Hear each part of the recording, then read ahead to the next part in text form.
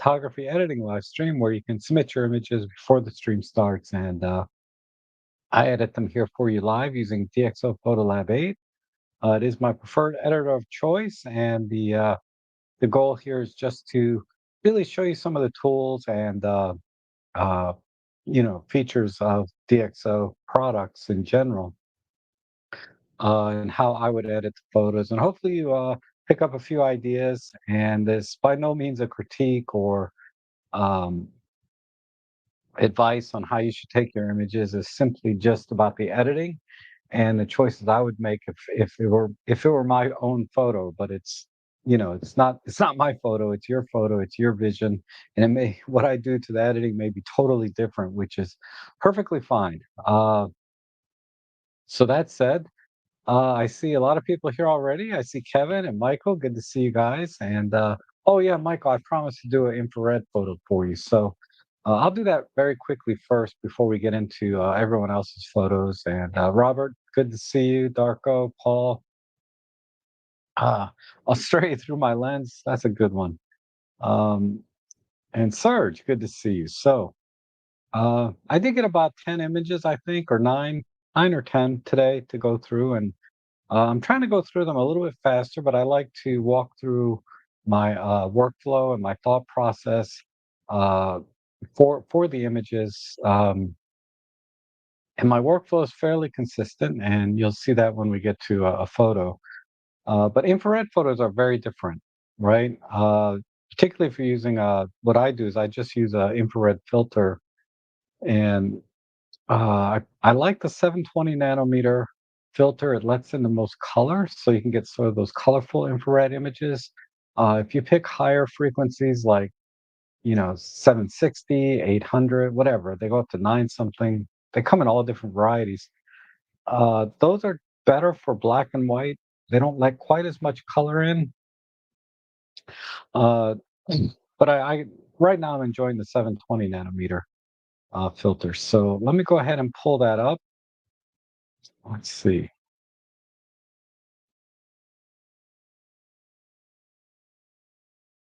Uh, yeah. Okay. It's in here. Let me do this. Okay. So I cherry picked a couple images I took yesterday or the day before. And typically what I like to do is just take one regular color image without the filter on. Uh, for these kind of photos, like of foliage and landscapes, it's not quite as critical because we have a lot of greens in here. And I like to white balance off the greens in these kind of images, but if I'm doing more architectural type stuff, then I'll have a good, usually I'll find something on the building or whatever structure that has some gray tones in it that I can use as a white balance. Uh, so that's why I do that. But here's the raw image. So I'm just going to do a quick preset here, which is my default setting, which is basically optical corrections and noise reduction. And then I will do a horizon correction. I'm just going to eyeball it, something like that. Okay, so now I have the general composition that I want. And then I'll just go to my color panel here. And I'm going to go down to the color wheel. I'm going to select all channels here, the white dot, and just rotate this about 180 degrees, just as a baseline. And then I'll just kind of move it up and down a little bit, just to change the flavor a little bit, maybe about right there. And then I'm going to set the white balance again. Now, you'll notice that in camera, I set the white balance to 2000. For whatever reason, this is -7, but in camera, I just set it to 2000. Now I'm going to use the eyedropper, and I'm just going to pick one of the middle gray or, middle gray type tones in the foliage, which is probably about here. And we're like 90% there. Then I can go back down to the color wheel. And if I want the skies to be bluer and more realistic, I can just shift this up a little bit. to about there. Or if I want that more teal orange style, you can go down this way. And from here, you can just do whatever you want and get creative with your colors and your infrared photo. So for example, I'm going to just go about here with a little bit of teal, and let me let me go here. I can also select like a blue channel, and I'm going to spread this out a bit, and I can shift the blue channel separately from the foliage if I want. Now the foliage itself doesn't have much color in it. So when I'm shifting this, the change is not quite as dramatic. So I have to kind of spread this out, and it gets a little bit wonky. So typically I like to pick, just pick whatever colors you want and just experiment a little bit.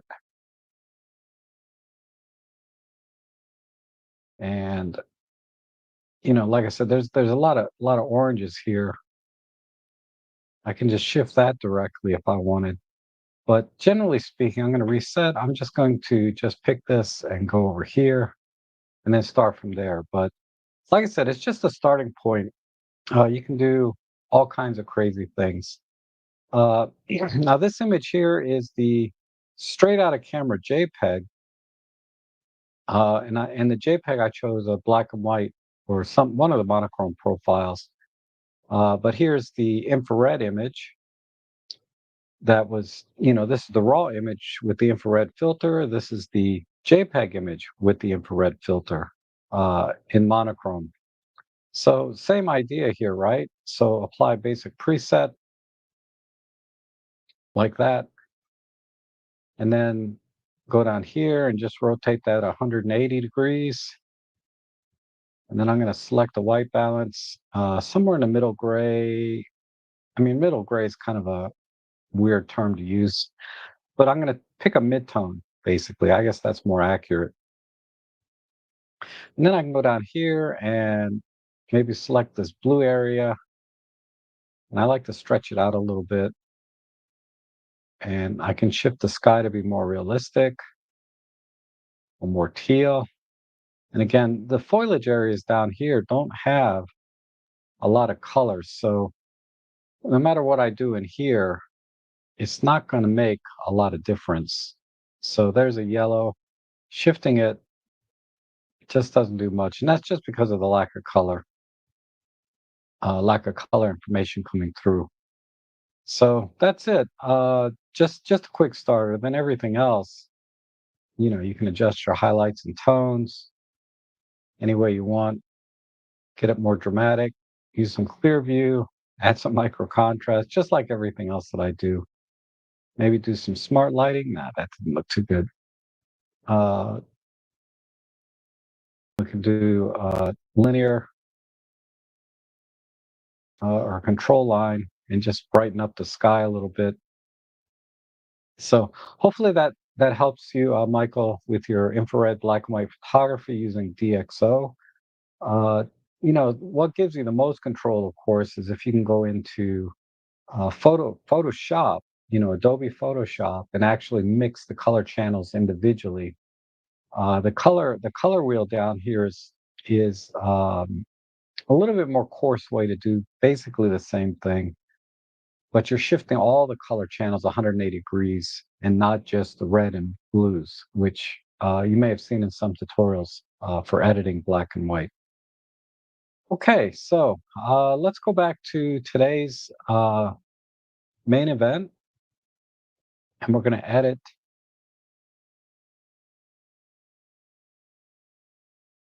your photos. So we're going to start here.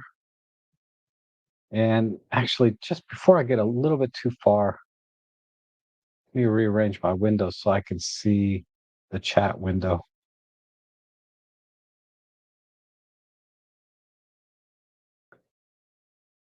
Okay. Um,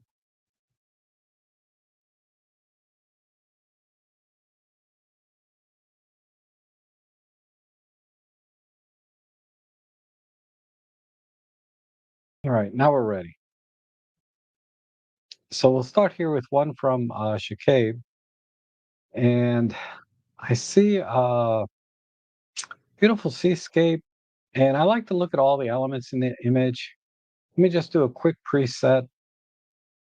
Again, I have a preset here which does basically optical corrections. So it matches the lens and camera and then applies corrections optically like distortion, chromatic aberrations. And then also I also apply noise reduction, which has a hint of sharpening in it as well, but it's nothing major. As you can see, if I just do a before and after, basically it's just correcting for very, very minor things here. Uh, and with landscape seascapes, I like to look at the horizon and make sure it's straight. Uh, unless there's some intentional Dutch angle type thing going on. But in this case, it looks like the horizon is perfectly straight, and the exposure is, we've saved all the highlight information basically. So we're going to have to push the shadows if that's what we want. And I think, uh, I've never been a fan of negative space that you get whenever you shoot with a wide angle lens. Meaning there's a lot of sky, there's a lot of foreground here, but then the subject in the center, there's not much information here. It's probably, you know, less than 20% of the image is the actual subject here. And then everything else is negative space. And that's a creative choice, right, on my part, but I'm going to go with a more wide angle. I'm sorry, more uh, a much tighter crop. So let me start with that. And that's what I always like to think about first when I look at an image is what is the overall composition supposed to be? What are the elements in the picture in terms of, what kind of information is there? So by information, I mean we have a sunset, we have people, we have a building, we have the ocean and the sand and sky. So I have all these elements that I want to try to, arrange or uh, balance when it comes to cropping. And by balance, I mean, I feel like, again, there's way too much negative space in these images for my taste, right? So we can start with a 16 by 9, which is pretty standard. That doesn't look bad. I'm going to try a little bit wider, 16 by 7. In general, I like to use standard cropping ratios because it's just easier to find picture frames. If you do decide to frame these, you can find picture frames that'll match standard cropping scenarios, 8 by 10, 13 by 19, those kind of things. Okay. Um, Now, when you pull up the cropping tool, it superimposes a rule of thirds grid line in here. And again, I use that primarily to balance it. So I have about one third in the foreground. I have about one third here for the main subject, and then about one third here for the background. I think that looks pretty good. Okay, so again, I think the intent of this was to expose basically for the highlights and to bring up the shadows in post. That's how I would look at this image. So I'm just going to use a control line here and just drag this up. Maybe I can bring this up even higher. And then the eyedropper, I want this to be sort of on the darkest area of the shadows, maybe down in here. And then let's just do a linear push here and see what happens. And I'm going to check the masking again. The masking is kind of bleeding, covering some of the highlights. So I'm going to tighten up the luminosity mask a little bit so it affects less of the water. And I'm usually very conservative here, plus or minus 10 at the most. There's plenty of exceptions, but rule of thumb when I start, I try to do it within plus or minus 10 because I want it to be um, as natural as possible. So let's turn off the mask here.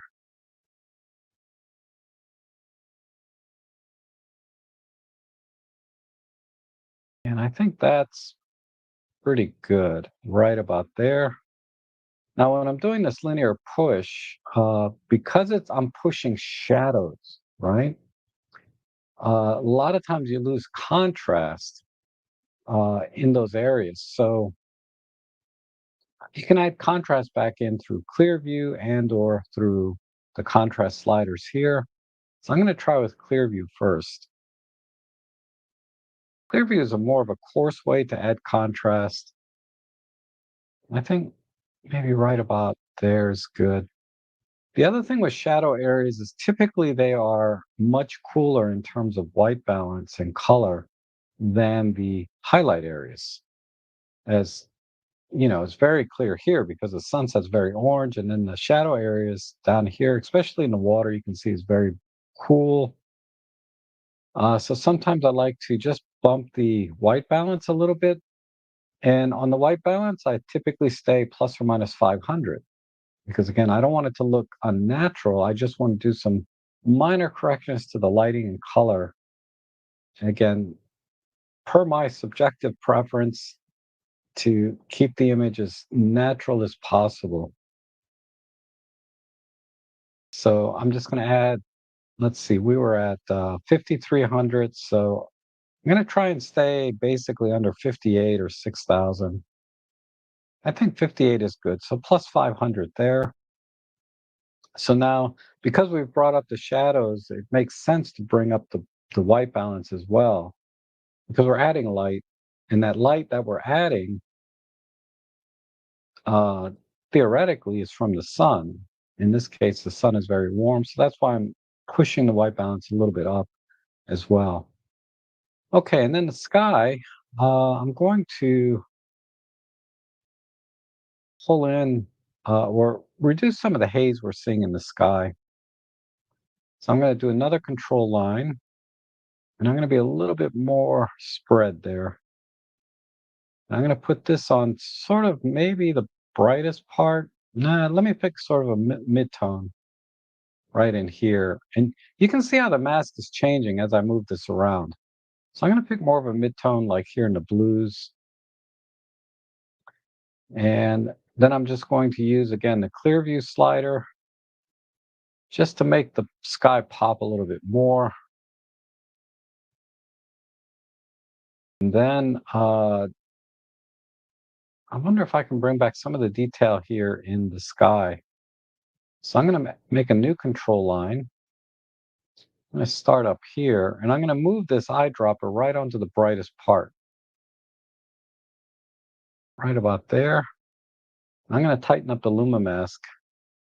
So now I'm just highlighting the brightest parts in the sky. Maybe stretch this down a bit. And I'm just going to pull the highlights just down a bit, just to see if I can bring out some more detail in there. Maybe a little micro contrast as well. And I think that works. Okay. We're almost there. I think really the only thing that's bothering me is it is considerably darker on the left side here. And I see some very, very minor perspective distortions. I should have done that first. I didn't notice that, but yeah, that's not going to work. Uh, what I mean by is if you look at this corner, there's a slight skew here or keystoning error on that side, but it's not obvious on the right side because there's no straight lines. So what I'm going to do is I'm going to zoom in and just come out as close to the edge as possible, maybe about right there. I'm going to try and line this line with the edge of my screen here. So let me reset. So as soon as I click on anything here, it's going to try and do an auto perspective, which I do not want in this case. I want to manually do it. So I'm going to click here to reset, and then I can dial in manually just to get that line straight. That looks about right. And if I zoom back out, you can see now I need to recrop. So generally, I like to do perspective corrections before I do anything else. That I kind of missed that step because I wasn't paying attention to this the pier. But it's no big deal. I can just crop back in and use my rule of thirds again to kind of get everything where I want it to be. And we're good. Um, and I think that this works. Now, there's some very small details here. This kids and these ladies playing here, and this guy walking. And I just want to highlight, these are really accents to the scene. They're not really the subject, right? They're just little accents and part of the story of the scene, but they're barely visible. So what I'm going to do is I'm just going to add a little bit of extra light on these guys here to start.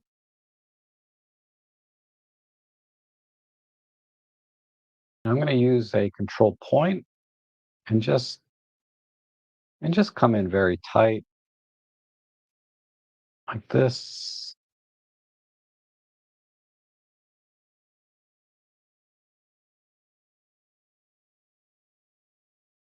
And then we'll just do a linear push. I never want to do more than one stop on the exposure. So like right now I'm at 0.5 or half a stop. And again, the idea being just to kind of keep things kind of natural.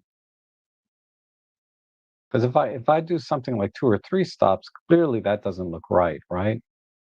So maybe just about one stop, maybe a little less. Okay, so zero point 0.8.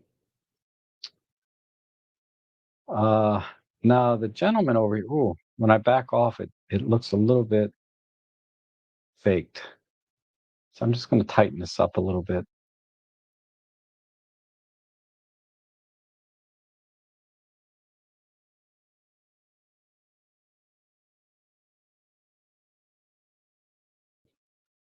Because they're so small in the frame, it's not a big deal. Okay, let me see how that looks. All right, that looks good. Maybe back it off just another 10, so 0.7. All right, now for this guy over here, I don't know. Let me move it over. I guess I can use the same control point. Make it a little bit tighter. Let me see how that looks. Ah, not so much. So I'm going to get rid of these. I'm going to make a separate control point for him. What this person needs really is a little bit of contrast and just a slight push on the exposure. About a third. Okay, I'm going to back out. Let me push this over here so it's bigger.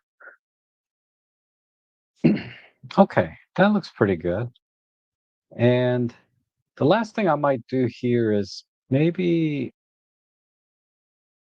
highlight this left side a little more and then sort of separate some of the lighting here. 'Cause I'm getting a little bit of a hint of light right in the sand here. So what I might do, let me try a brush. And for the brush, I'm going to have a very low flow. Let me lower the opacity. So it's going to be a very, very light brush. And we have 100% feathering. So what I'm doing is I'm clicking the control button on my keyboard and just rolling the mouse wheel to enlarge and make the brush smaller. So I'm going to do that. And then just going to brush right across here, a little bit here, and then a little bit here. And then let's just do a very, very minor push one stop. Okay, so I'm gonna draw again. Each time I draw over it, it's gonna get a little bit brighter because I did 10% flow. So if I brush over the same spot 10 times, that's basically 100% flow or just a brush stroke. But by doing flow at 10%, uh, I can brush up to 10 times and just gradually add in the light that way. I'm gonna add a little bit there, a little bit smaller brush over here, and just come over here and here. Just give the foreground.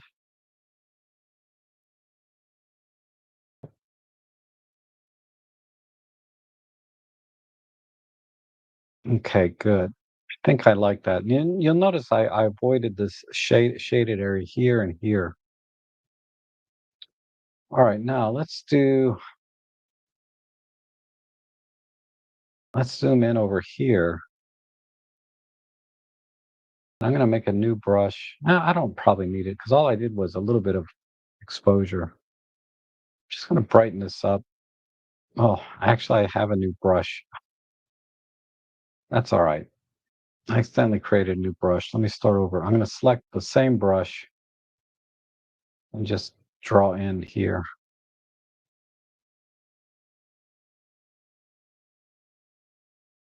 Just a little hint of light,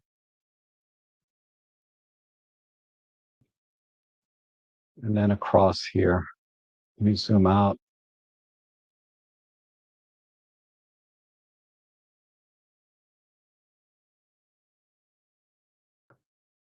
Okay, and let me go down and just add a tiny bit of warmth. Same 500 Kelvin, so we'll go up to about 58. All right. Uh, Maybe a little micro contrast overall. So I'm going to go over here to the global exposure. Maybe just add some micro contrast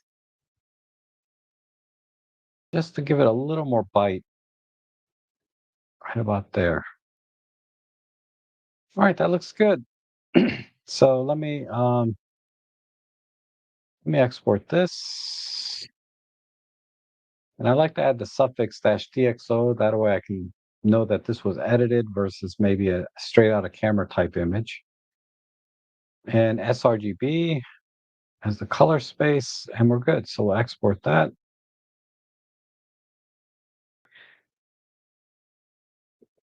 And I see Noah's here. Good to see you, Noah, and Mr. Ben. All that's generating. We just got to 75 and mint. Nice. Oh, in a bag. Cool. Yeah, wow. That's a steal. 230 pounds. That's a deal. All right, so let's do let me reset the current image. So that's our original. We'll compare that against my edit.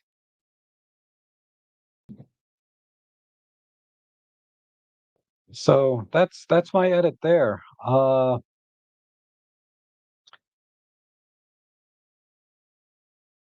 Yeah, I think that looks pretty good. I maybe overdid it a little bit on the highlights here on the sand, but overall I like it. So let's do a slider view, and that way you can kind of see that's my edit, and that's kind of the before.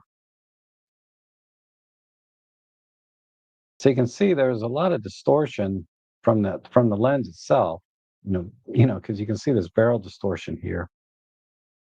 But I think that cleaned up pretty nice. Okay, very good. Uh, and just to compare, I know Shacabe sent in his version of the edit. So we'll set up mine here as the reference, and we'll compare it to Shacabe's edit. Wow. Shacabe did a very, very similar There we go. So he did a much different composition, right? He got rid of all the sand in the foreground and went with the sky for sort of the drama, right? So that's interesting.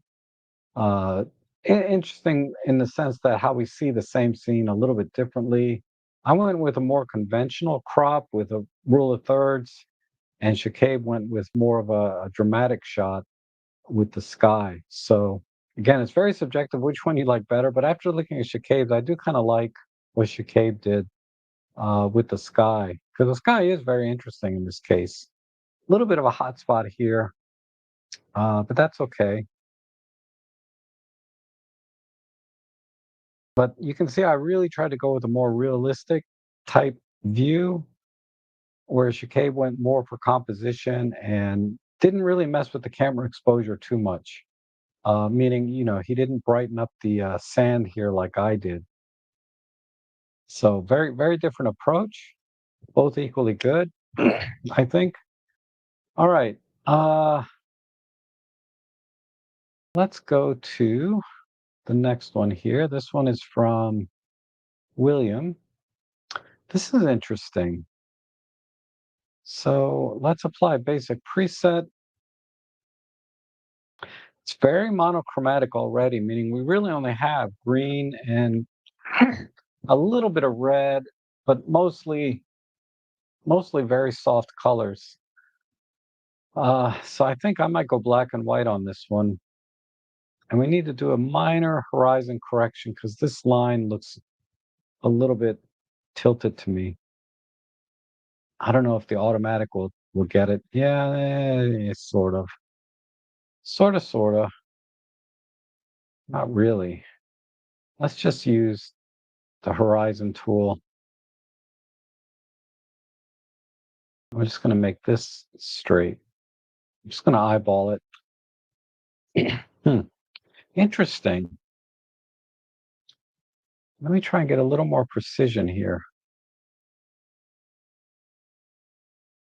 Maybe I shouldn't eyeball it because it looks a little bit off.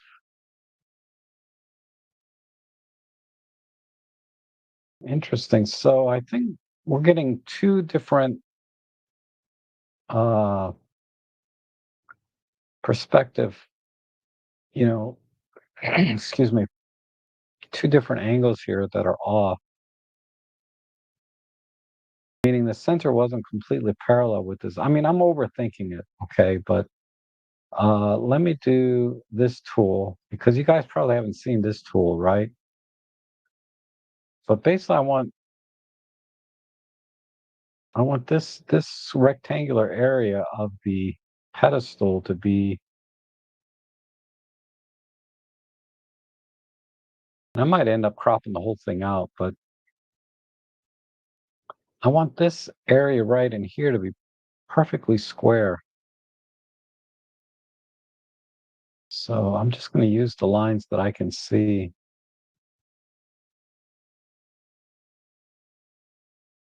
Move that there. It might be hard to see in the stream, but there's very fine lines here that I'm trying to use. Let me hit that and see if that can that be off. Because clearly that line is crooked. If this line is straight, this is straight. Oh, it's this bottom line. I need this bottom line to be parallel. So I'll just move this up.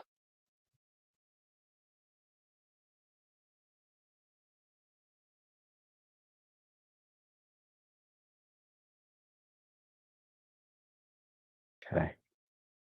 Let's try that. Holy smoly, how am I doing this wrong?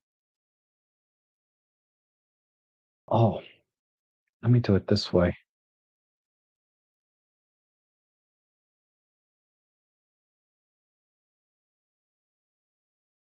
Like I said, I'm overthinking this. This is fine.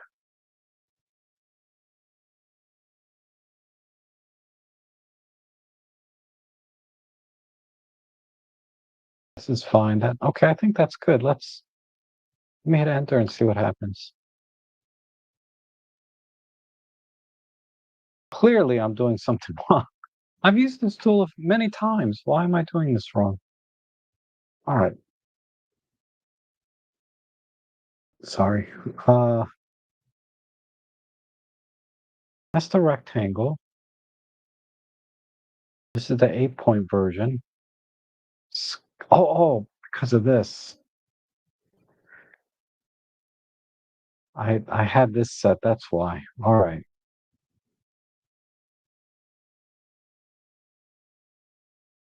So if I look at this, pretty straight there. I'm just gonna eyeball it.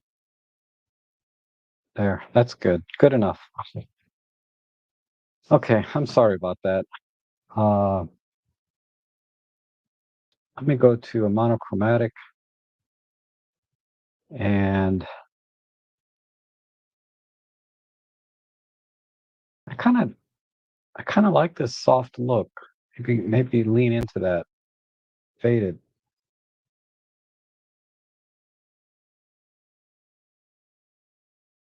versus something more dramatic. I'm going to go with a faded black and white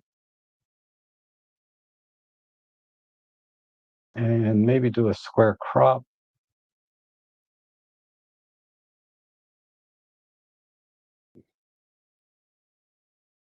And I'm just going to balance that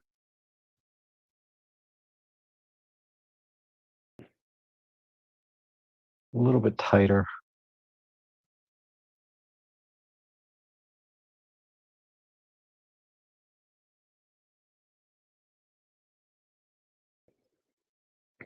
Okay. Let me work on the contrast a little bit, just globally. If I can pull the blacks in a little bit,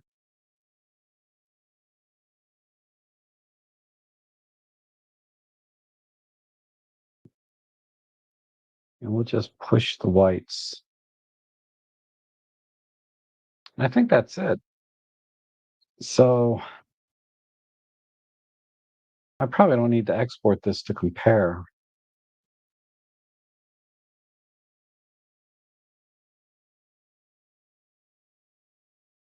but that's what I would do with this image.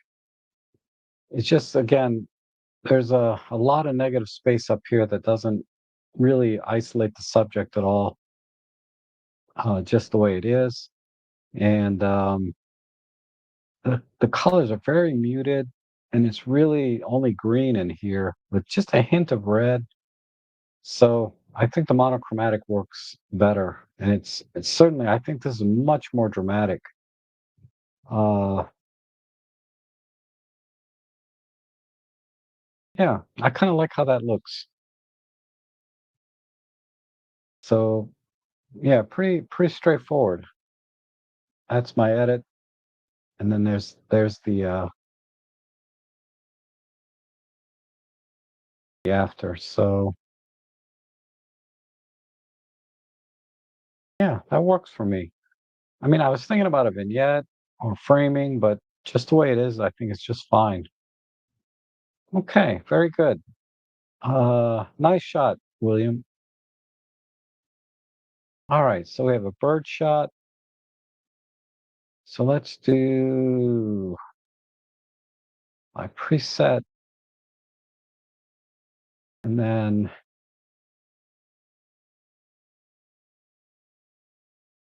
again, I think a square crop, and it's pretty level horizon wise. At least, there's not really a horizon here, but the bird is feels level, right? In this case. So let's just get in a nice tight shot, and it's sort of a common rule to have the bird looking into the negative space here into the right rather than front and center. I think something like this works a little better. And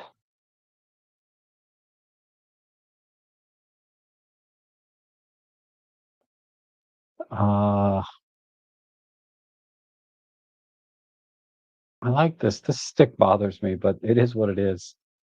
So let's see if we can bring out a little color in the eye. I see a little bit of brown in there, so I think we might be able to do that. So I'm just going to use a control point. So I always like to do eyes, beaks, and talons when we're doing eyes, or birds, I should say. So I'm going to go in there and just push the shadows. Yeah, that came out nicely. Give it some clear view to give it just a little bit of shine and some micro contrast to just for a hint of detail. And then the beak, I think the beak is pretty good, but we'll just give it a little more gloss or polish. So I'm just going to go in here, kind of tight, and just add some clear view and micro contrast. Okay. And we can't really see the talons, but I'll just drop a little bit there. Same one I use for the beak.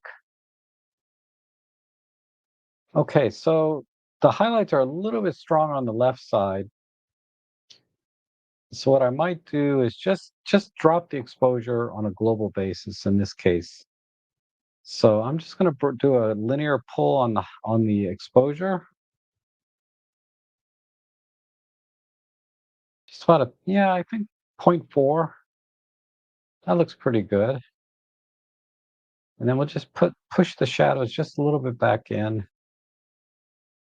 And then I'm going to add a vignette. So we'll just do that with a control point. So I'm going to drag the control point out. Maybe put it more on the subject here and invert it and put the chroma and luma mask to 0. And then just pull the exposure down a bit like that. Okay. And then I'm going to add maybe even a little tighter.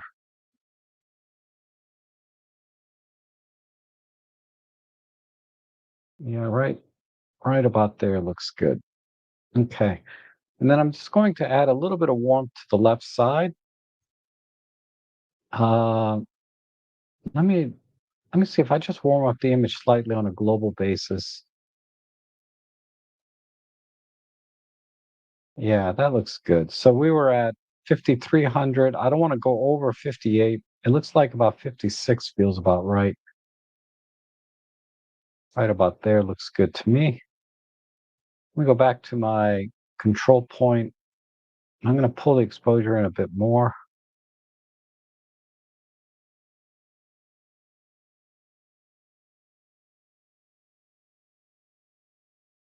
And just play with the sliders just a little bit.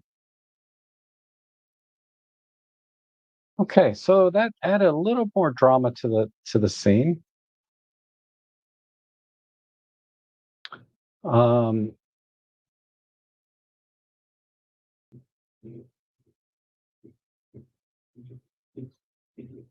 I think I don't think I'll remove this. I don't like it here. There's a little bit here. Maybe get rid of that one. This one's just a little bit too big. Because if I try to remove this one, it it it may not work. Yeah, that doesn't really work. I'm gonna leave it there. But I think this one up here, if I just adjust my size a little bit, this one will be okay. I'll just drag this down here.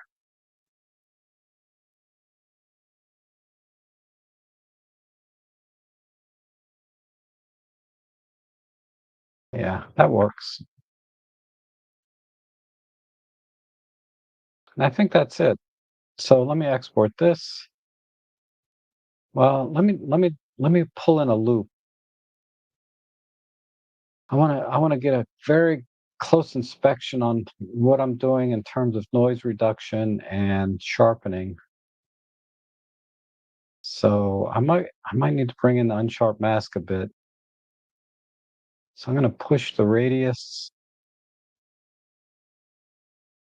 and just add a little bit here. Let me back off my crop.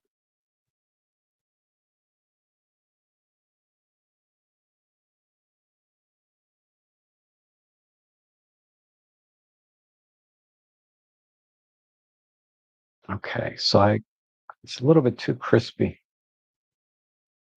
Let me try. Okay, that's better. Just make a smaller radius. And let me check the eyes again.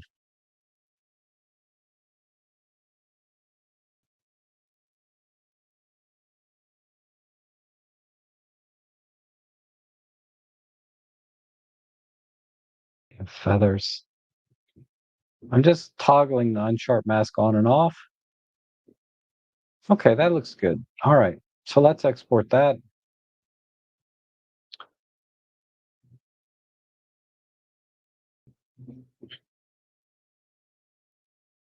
And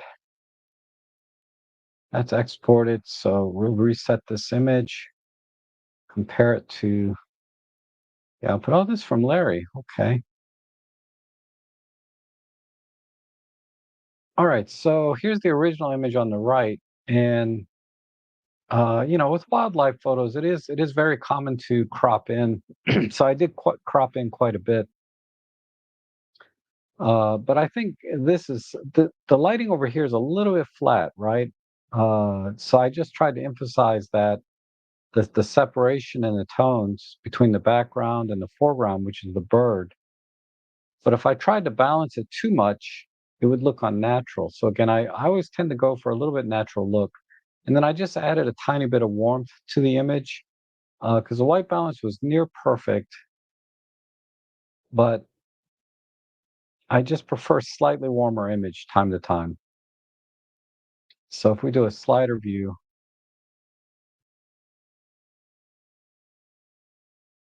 you can see how much I cropped out quite a bit. And let's check the fine details on the bird.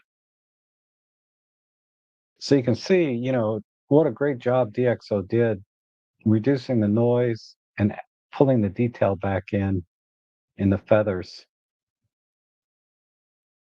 I think it did a really, really good job here.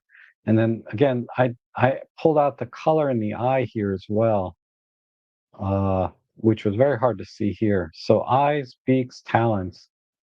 I don't think the talon had much wiggle room anyway because it's really in the shadows. But overall, I think that came out really nice. So uh, there's the final edit, and of course, removing that little twig that was there. Okay, let's go to the next one. And now you'll notice there's a little green arrow here, which means I need to get the optics module. Oh, crap! I didn't get the optics module here. Hold on. We can get even better sharpness if we get the optics module. So let me go back to my edit, get the optics module. Gosh darn it. I don't know why I keep missing that.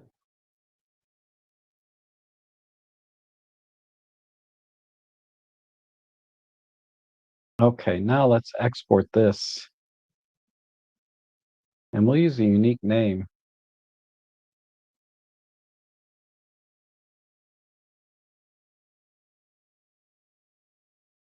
All right, this should be better. Yeah, definitely.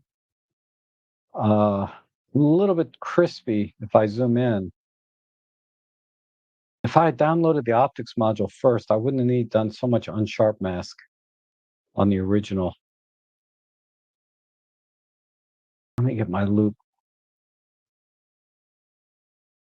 Yeah, yeah. I can turn off the unsharp mask almost. When you don't have the optics module available, then unsharp mask makes a lot more sense. But I over sharpened it because it has an unsharp mask. Let me get rid of this and check the loop.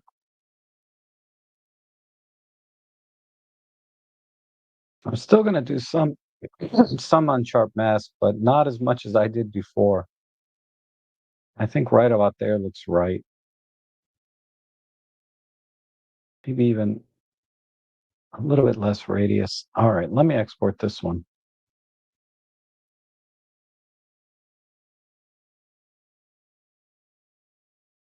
Oh, man.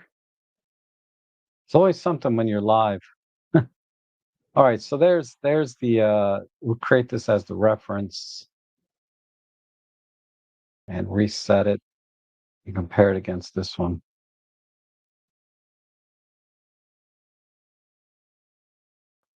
So there we go. Now if we look at the fine details, that's a little bit better. The optics module makes a huge difference, and it's one of the signature features of DxO. The optics module just makes every lens, so much better. Um, but okay, enough of that. Thank you, Larry. Thanks for sending that one in. Let's go over here and let's do the optics module for this camera. Always remember to check this. So I have a Z9 with a 70 to 200 2.8. Very nice setup there.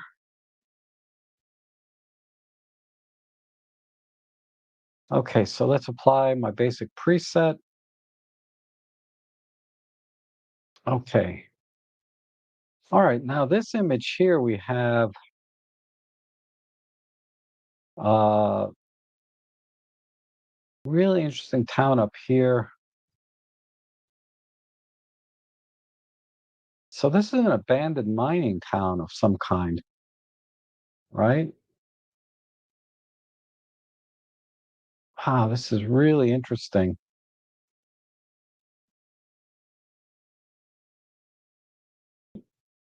So there's pretty good balance in the image. The problem I'm having is the scene here is really this road leading up to this town because there's a really strong line here and then it wraps around this way.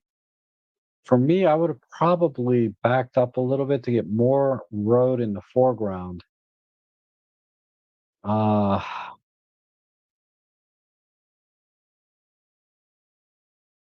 because just the way this feels more like an interruption rather than a sort of a gateway. Because I would imagine this was the store, right, where they sold whatever it is they were doing up here, or maybe where somebody lived. But that doesn't make sense. This is probably more of a storefront. I'm just guessing. So I feel like this should have more of a presence. Anywho, let me try a perspective correction auto here. Okay, that helps.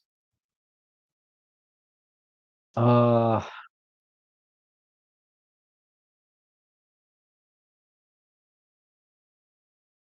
Still feels crooked. That's the problem with these old buildings is a lot of times they are just, they've settled and get all wonky and you can never get the line straight because they're not straight. They're all crooked because of age, right? From settling. But that's okay.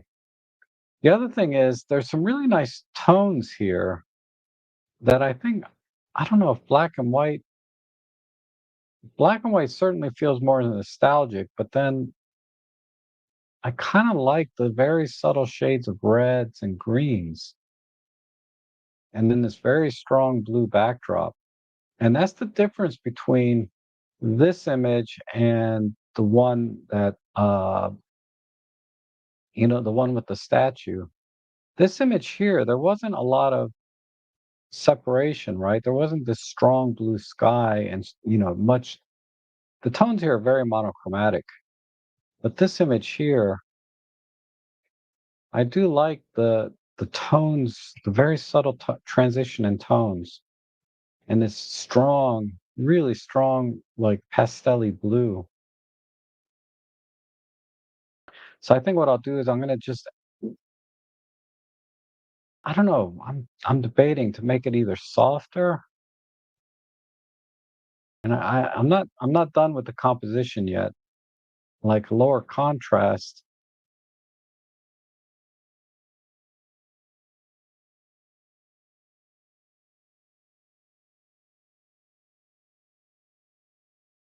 or something grittier. Yeah, I think I'm gonna go a little bit lower contrast with this one as well. Because if I try to make it grittier, by cranking up the contrast, you can see it. It just hurts my eyes to look at it like this. Because it's more of a landscape scene. Landscape scenes, I tend to go a little bit softer,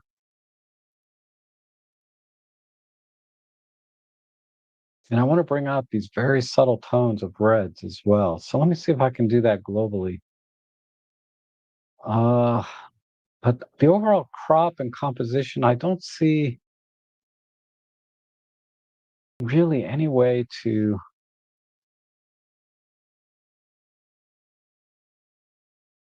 Let me try 16 by 9. So I don't want to lose the road in the front, but actually I might have to, just to make this more dominant in the frame.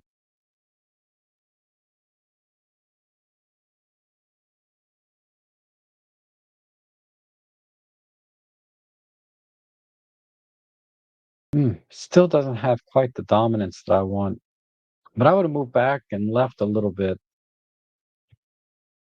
Because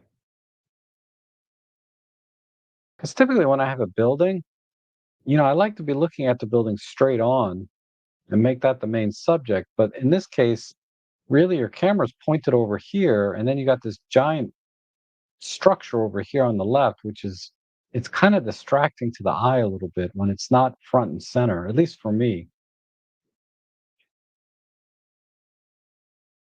So if you'd have backed up and got the left side of this building a little bit, and maybe a tighter zoom, like compress the scene just a little bit, that would have been a little better. That's how I would have composed it probably, because you're probably pretty wide here, right? You're at 70 millimeters.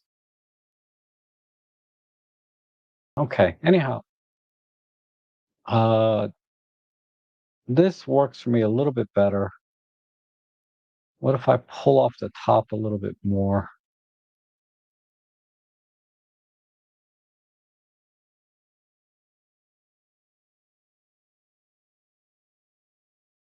Yeah, that's what's bothering me is I feel like this building on the left side is like coming out of the corner of my eye, whereas I really want to be looking at this. But okay, let's try and bring out some of the subtle tones. So I'm going to use the eyedropper right here on this red. Oh, I guess it's kind of an orange. And just crank that up a little bit. And I'm gonna feather this out like that.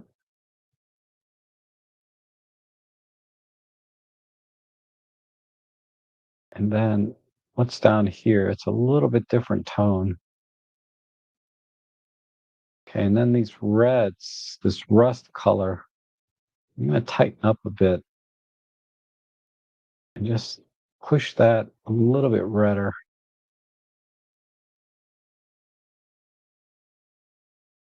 And then these sort of yellows and greens down in here. Let me spread this into the greens. Just give that a little bit more pop. Okay.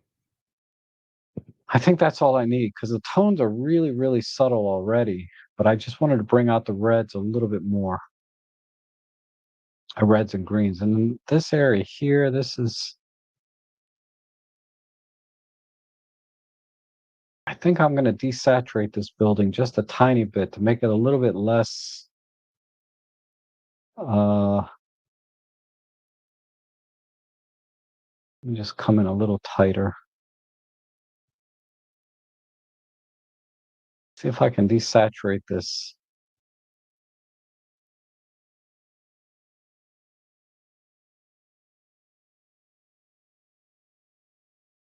Okay. Now let's do a global contrast. I'm just gonna just pull the micro contrast and a little bit on the regular contrast, just to soften it a tiny bit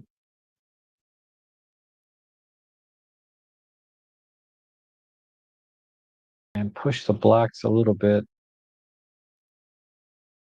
I'm doing this just all by eye.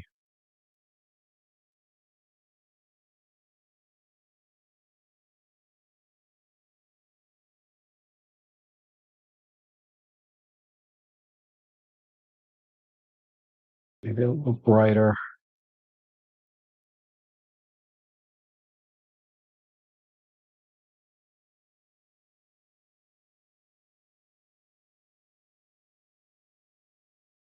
Yeah, something like this. And then let's just do a global desat right here. See what we have in here.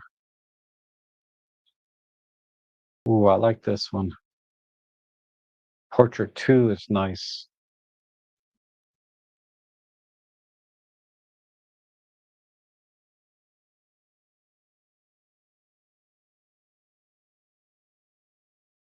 But ultimately, I think just neutral works. Okay, so we'll stay with neutral. Uh, how are we doing here? Very subtle difference. Oops.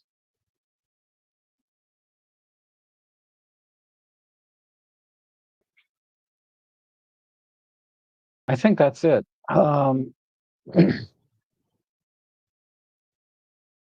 Just a little bit less, a little bit brighter, just to make it more pastel-y. And then a slight, white balance is fine. Maybe a slight desaturation globally.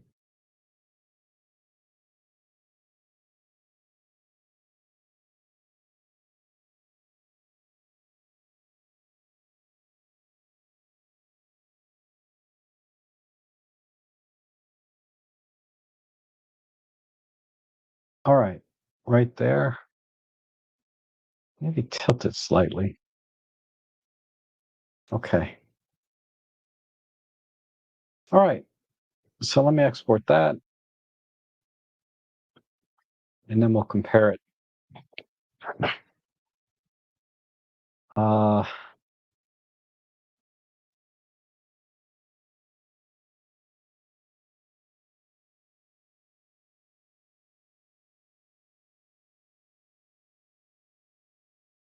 so I'll use this as a reference. Reset it.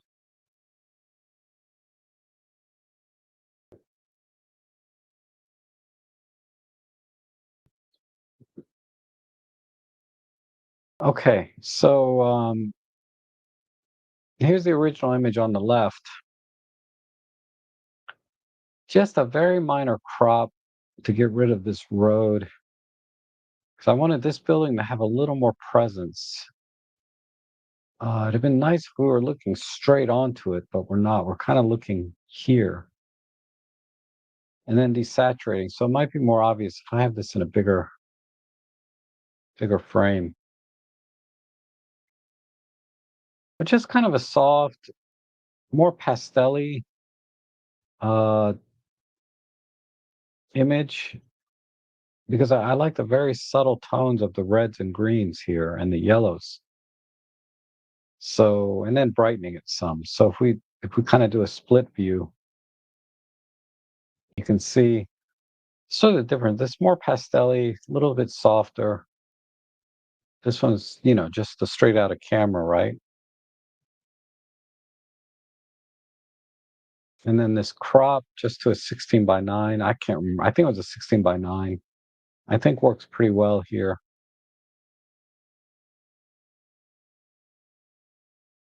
It's a tough image for me, but I like it. I like the final result actually. It's very soft, muted, with very smooth tone transitions from black to white, from red to yellow. All these different transitions, I think, work pretty well. Okay, let's go to the next one. So that was very McCurdy, very awesome shot. Really awesome photo to edit. A lot to think about. Okay, John follows. Let's see what we got. Oh, we got to download the optics module, and I have the Z6. Oh, you got a new lens, a Viltrox 23 millimeter. Cool. That is an awesome lens. The 23 millimeter f1.4 from Viltrox. You made an excellent decision there. I think that's a new lens for you. Let me know if it is. But I know this is an excellent lens. And it's cheap, like 200 bucks. Doesn't cost hardly anything. All right. Okay. So we need to ooh, I feel like you missed focus a little bit because this image should not be this soft.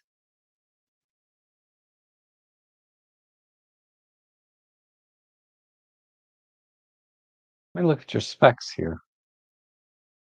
You're at f7, it's 100. I don't know. It feels like because my copy of this lens is not this soft. This feels like a misfocused just a tiny bit. And the other thing is, I don't think. Well, actually, DxO did have the optics module for this, didn't it? Yeah. So let's apply that and see if that makes a difference. A little bit. All right, that helps. Okay. Let's do perspective correction. Okay, that's much better. And this family. If you'd have just pointed a little bit more to the right, you could have got them in the frame a little better. Um, really strong accents of red here. This sign and this telephone booth, and then of course the smaller signs. I think I'm gonna have to crop this family out. They are just a distraction. I think the interesting thing is this one guy here. So if I just came in a little tighter, see if I can balance the front of this building with the subject. He's going to be front and center.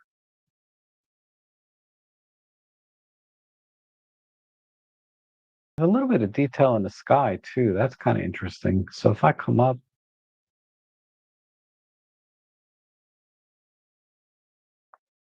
let me let me just see what this prop looks like. Ah, it's awful. How about come back a little more? Okay, that helps. It was just way too heavy here. So adding this space down here on the left just gives it, a little more breathing room because the front of this building is very heavy visually. Uh, okay. So I think that's it composition wise. Let me look at the sky real quick. I'm just gonna drag this in, tighten the luma a tiny bit, and hit the clear view. Yeah, I think that helps. I like the a little bit more drama in the sky. That's more contrast there. Uh, globally, the white balance looks perfect. I think I'm fine with this cooler tone overall. I might even go a little bit cooler. I think a straight out of camera white balance looks good.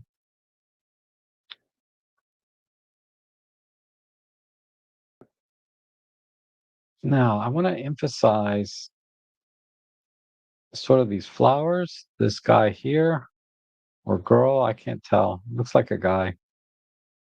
Uh, we have a good shot of the main entrance here, and there's a ghost in this window over here. Doesn't that look like a little ghost? Couple eyes and a mouth. Okay.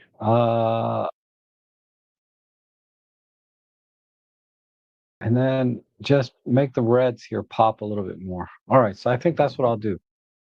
So I'm just going to do that all with local control points and stuff. So let's make these windows pop a little bit first. This is pretty straightforward here. And I want to bring out maybe the brickwork as well. So I'm just going to use clear view and pull the blacks in. Add some micro contrast.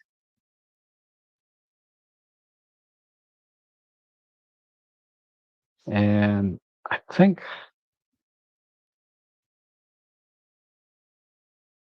just a little bit of plus on the exposure. And then let me try globally on the reds because the reds are pretty stark. And I just add a little saturation and some luminance.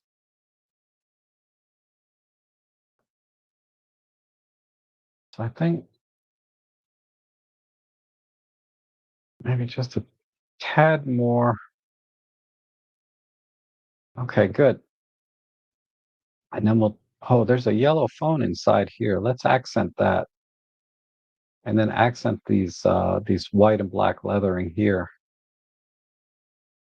So I'm just going to click on this. Just come in, we'll tighten up the chroma a tiny bit. And just brighten that a little bit. And then same thing for the whites.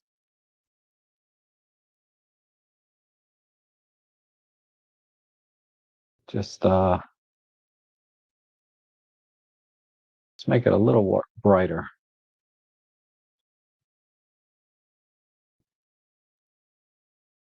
Okay.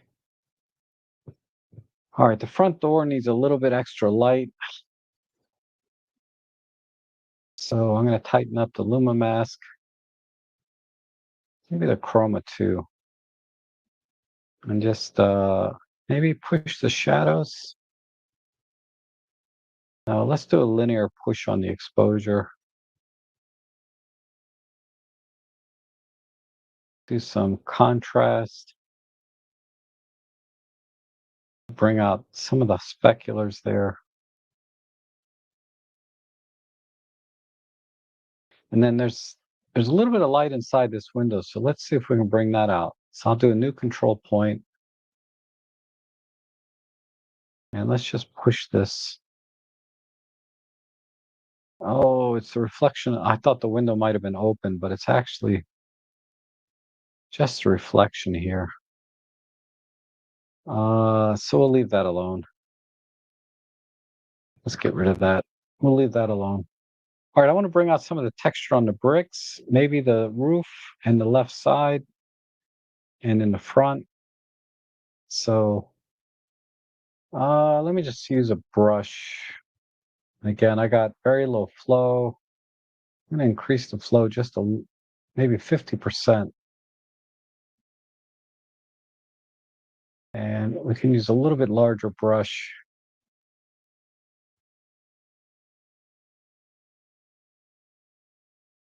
I'm just going to touch in here.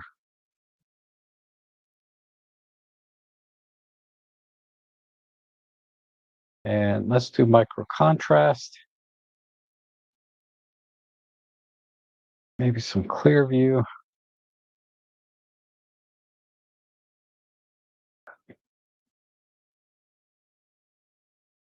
Just add a little bit more.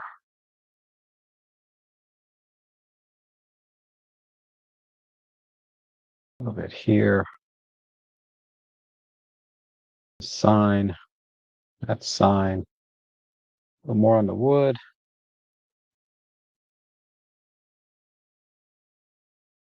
And we'll do a little bit more again here and the roof and the chimney. All right. All right, I think that works. Let's go to the global and just make the image a tad brighter. Maybe a slight pull on the highlight there. Okay, I think I'm done. So we'll export this.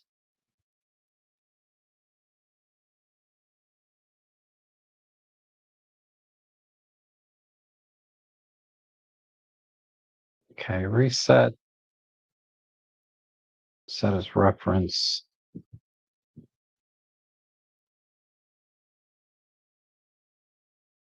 All right, so here's my edit on the left side. There's the original on the right. And yeah, this family is just a little bit cut off too much here. They're a little bit too far in the frame. So, and they got even more cut off when I did that very minor perspective correction. So I just had to get rid of them altogether. And I think this area works. I should have had a little bit more light on this gentleman here. But let's do a split. So that's the original. And then there's my edit.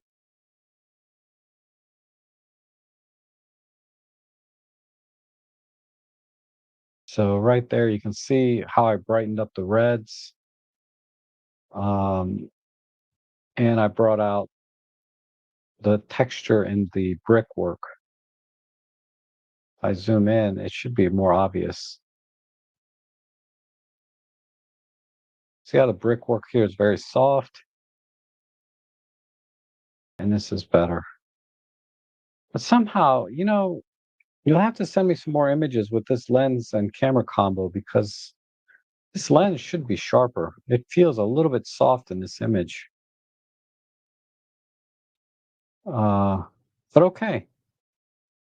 Well, let's go to the next one.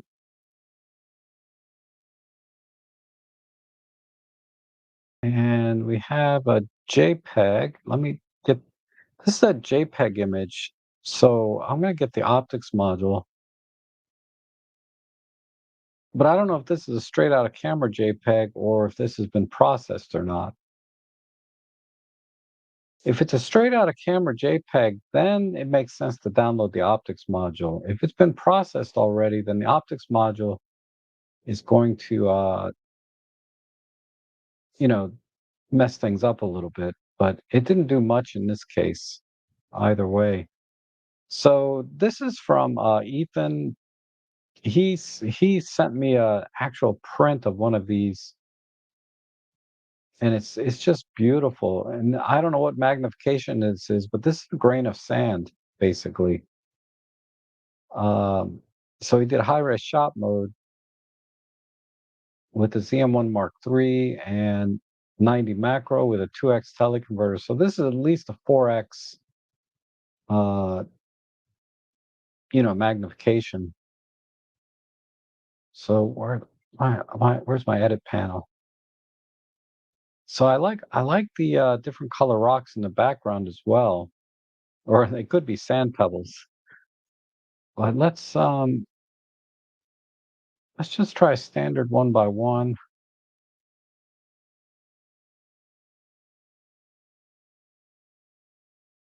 and center.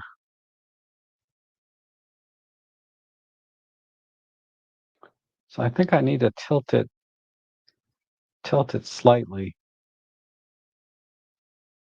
so things are more centered.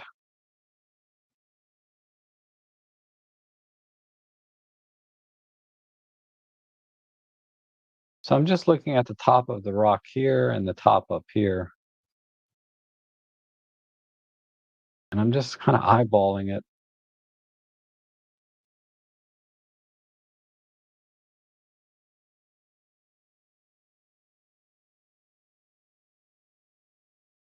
Okay, so that works. So let's give it a little breathing room.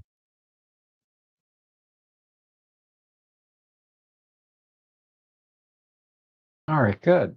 Uh, so we have some very, very minor softness here, which we can fix with either micro contrast or clear view. So I'm going to try clear view. Okay, good. Right about there. And then let's push the highlights a bit, pull in the black tones, push the midtones.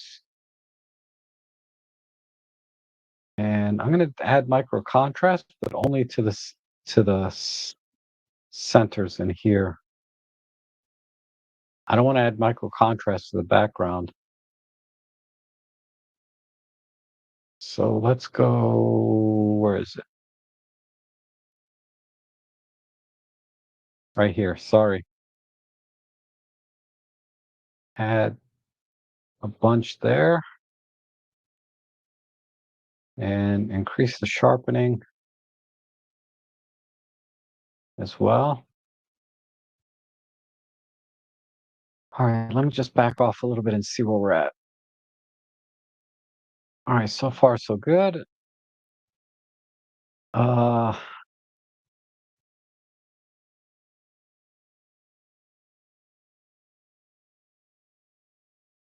and then maybe just fix some of the very minor imperfections in the table. So I'm gonna 5 pixels. Yeah, that's good. Uh, just a few of them. I don't need to hit every single one. Okay, let me go back to the global. Just give this. Let me look at my histogram. So I'm going to click on the highlight and shadow warning. So this is fine, all black here, all black. Maybe just a slight push linear.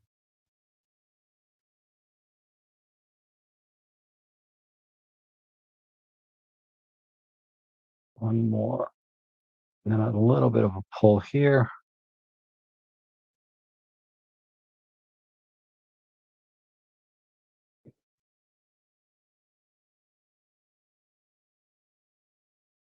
Okay, I'm going to turn these off.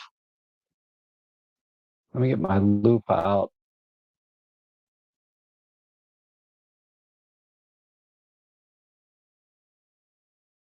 Wow.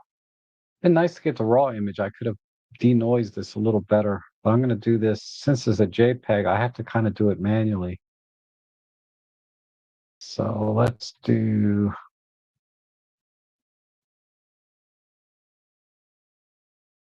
that. And let me check the detail here. Still looks good. Off, on. Okay, good. I can actually do a little bit more.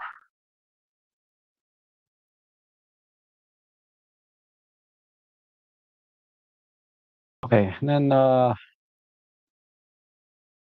let's click the unsharp mask. Get my loop out again.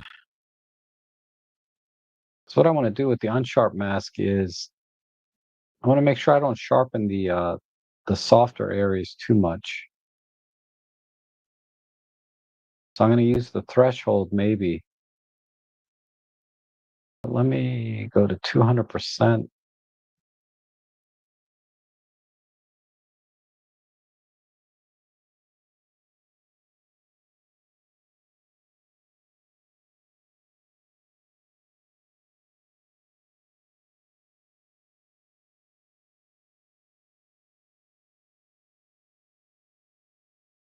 Let's see.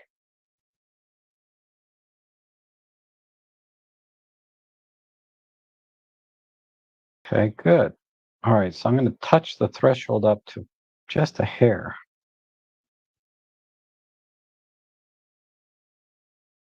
Good. All right, I think that's it. Uh,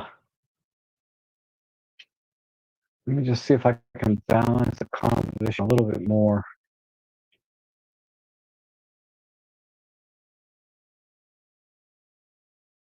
So I have this line touching where the bottom of the sandstone is, and that line touching the bottom or thereabouts. So that should be pretty symmetrical.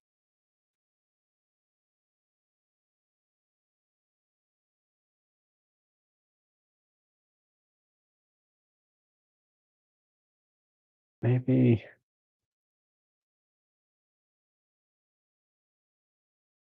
if I put this, well, I need just a little more contrast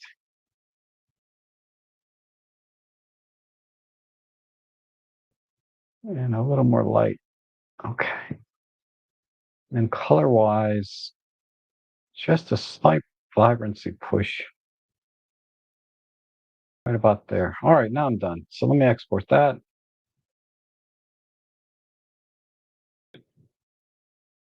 And then let's compare this.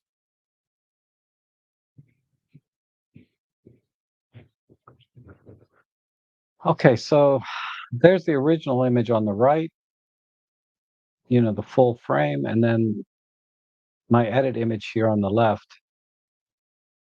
I think that came out pretty good. We got rid of a lot of the very minor softness we were seeing and really brought out the contrast. And again, this is a little bit subjective. I clipped the highlights here a little bit, but I'm okay with that. Whereas over here, they're not clipped so much, right? But there's nothing here that we need to really keep because we have a lot of good colors around here. So I think this little bit of clipping helps bring out the colors more. And then of course down here looks really good. I love this down here. So if we do a split,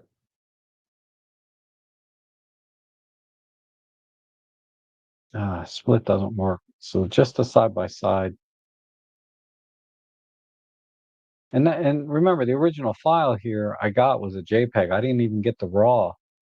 I think if I had a raw image, I might have been able to do just a tiny bit more. All right, Ethan, thanks for sending that in. That was interesting to see the original image. Maybe this is the stacked image straight out of camera, and that's why he sent me the JPEG. But it's not stacked because this is a high res shot.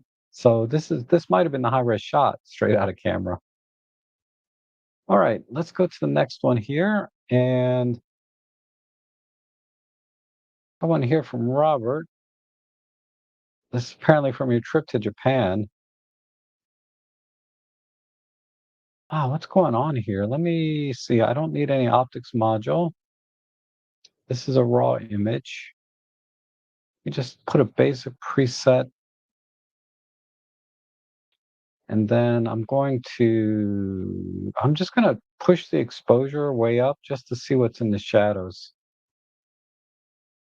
Okay, so there's a wood panel floor here, some doors here. This must be your Nikon, right? Wow, that's the OM3. Wow. Really good push on the shadows. I did not expect that because it's practically black. And then when I push the shadows, you can see all of the details here. Man. Okay, so I don't know if I need to see these doors this bright, but I do want to see them. So let me do a slight perspective correction, and I want to see these panels and these doors. Uh, it's just from this angle is a little bit awkward. There's a little bit of a line here, so I'm going to need to crop in a little bit.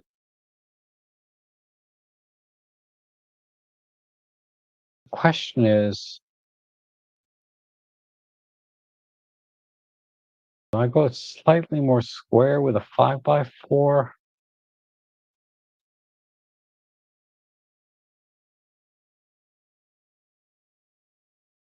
Maybe.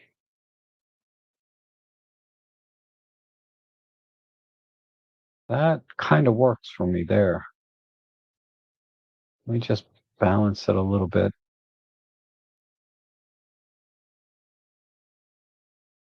All right. So I just have this cranked up, so it helps me expose. Now let me go back down and see where we're at.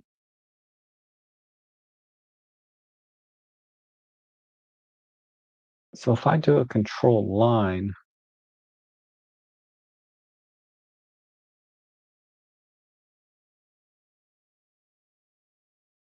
a control line,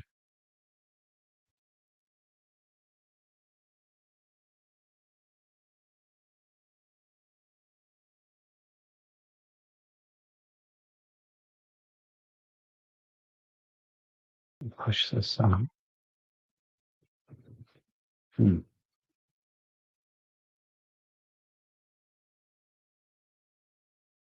I think I got these backwards. Let me start over.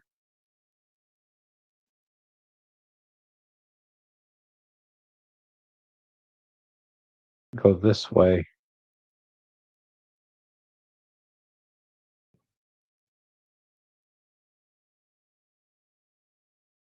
and this way. Tighten up the luma.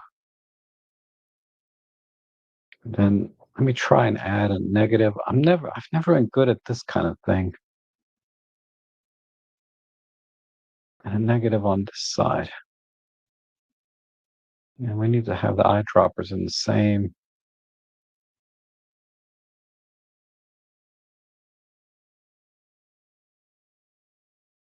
All right. And let's bring this up.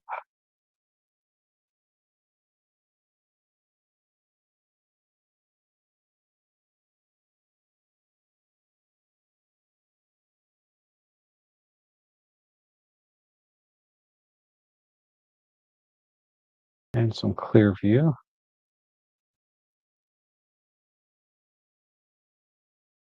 I might be overthinking this again, but the reds are really strong.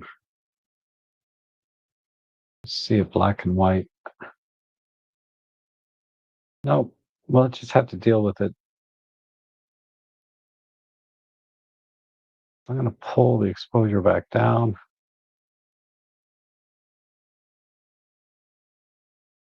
A little bit of contrast.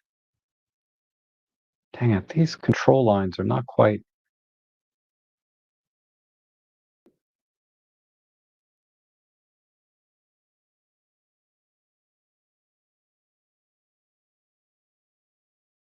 Something like that.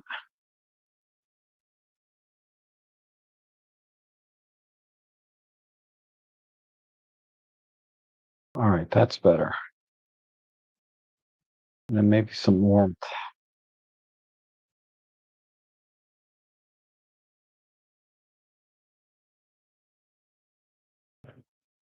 Okay. All right, now the center. Uh, it's just a little bit soft. So let me try control point. Let's back off the chroma and luma a bit and just do clear view, micro contrast, and maybe the vibrancy a bit. And let's do a new control point over here. Just make it a little brighter. Control point in here and just pull the highlights a little bit. Add some micro contrast. Just to bring out some of the texture. Up here. No. Let me do something for this roof line a little bit.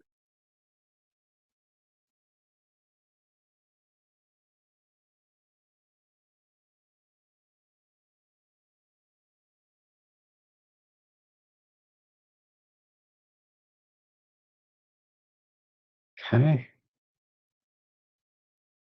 All right, let me do a quick view where I'm at. All right, that's a bit closer. Not quite. Let me go back to my control lines. This needs to be,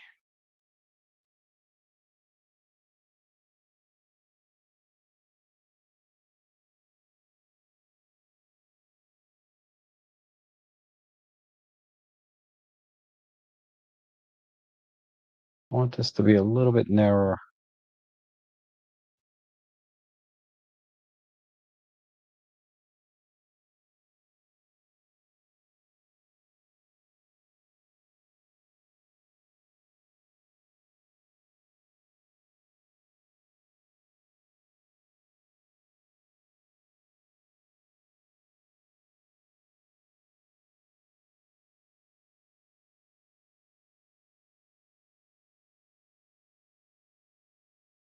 Okay, I think that's it. I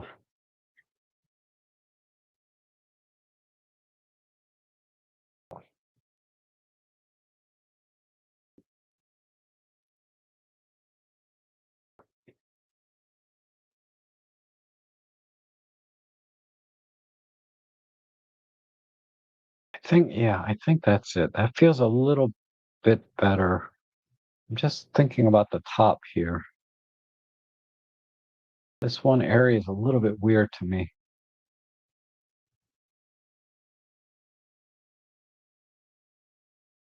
That came in just a bit tighter.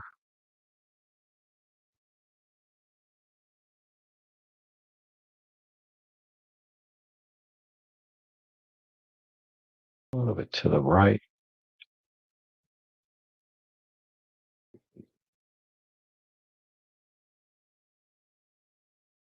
Okay, we'll compare that. Um, Robert says, I was going for, this is Robert's picture, going for the bit of the Mon- Mondrian look. I have no idea what that is. I'm not very well versed or educated. Okay. We should be able to do that. So let's reset.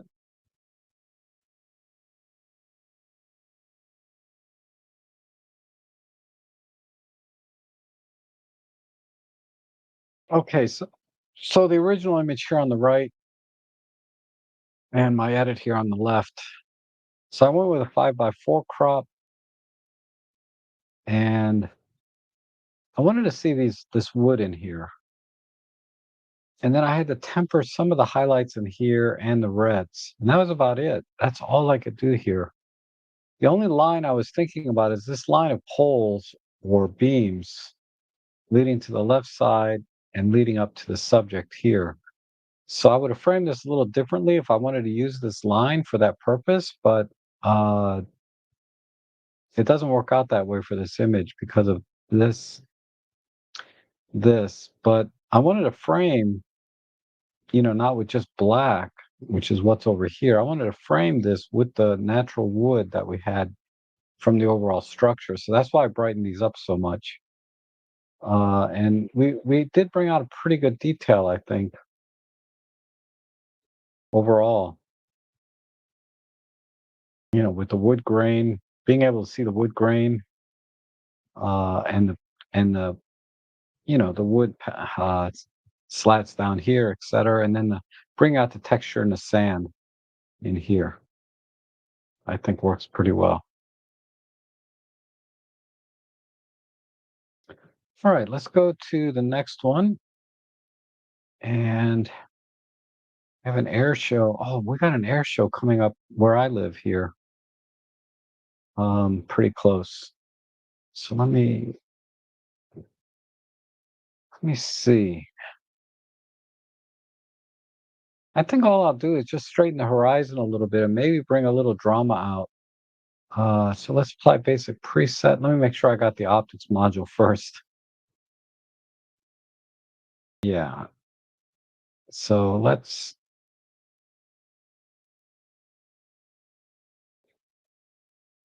Let's apply basic preset.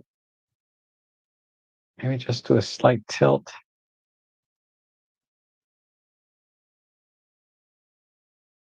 And a little bit of a crop just to balance the negative space. I wonder if we went 16 by 9. I don't think I left enough room. No. So 3 by 2. Just go a little bit wide with the shot. Balance and center that best I can.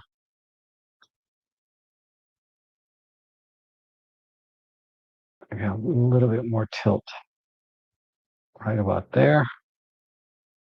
All right, I'm going to go back to the global colors. Let me see if I can just bring up the reds a little bit.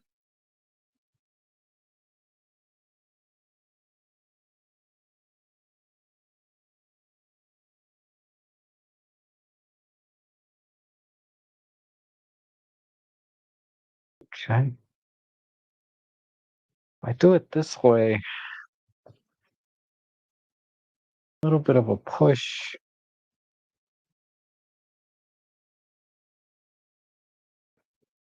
It's starting to look a little pink. I don't know what color this is really supposed to be, though. Are these pink planes? Let me go back. No, these are red. All right, so I better not mess with the red too much. Okay.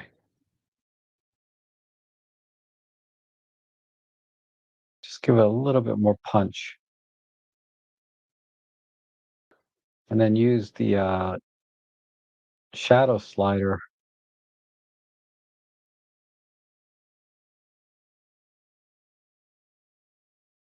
just to bring that up.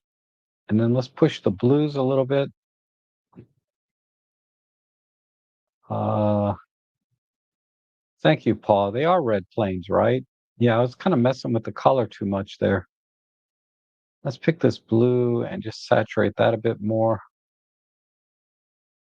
And on the reds, maybe I'll just shift it a little bit more red. Like that. Okay. Uh, I just need some more contrast overall.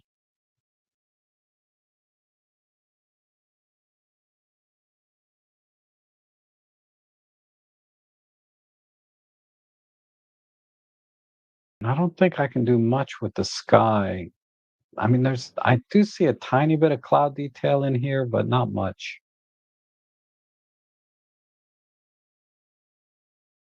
Yeah, there's not much there. So I'll just use the clear view to bring out the smoke, and we'll add a little bit of brightness there. All right, let me see where we're at.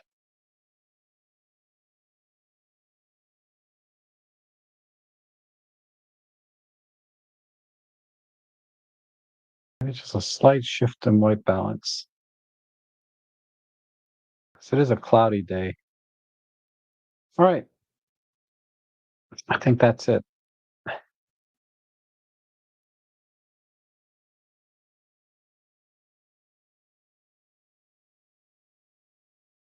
And we'll reset this, pair it with the output. Oh, this is Paul's picture. Okay. So I didn't do much here, Paul. Basically a crop and tilt, and then contrast, right? Uh, Without trying to mess up the color. So there's the original, and then there's the edit. I think that looks pretty good. If we really want to pixel peep, uh, it's not bad. Again, DxO did a really good job taking the noise out and retaining as much detail as possible. I can see a little bit of loss of detail here under the fuselage here with the DxO edit, but that's only a few pixels, right? We're not counting the rivets in the plane. We're just trying to capture the essence or the action of the plane, not the rivets. All right. Very good. So last but not least, we have a woodpecker, and we'll apply basic preset.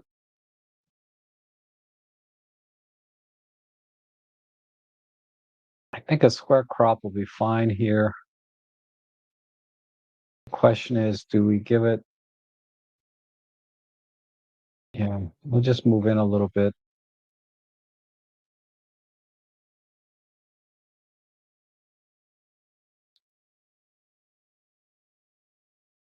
Exposure wise, I kind of like, feel like it might need just a tad. Let's do that. Let's warm it up a little bit to about 6,000. And then the local adjustments, we'll bring out the red in the eye here, or the brown, I should say. I have to go around a bit to get all that.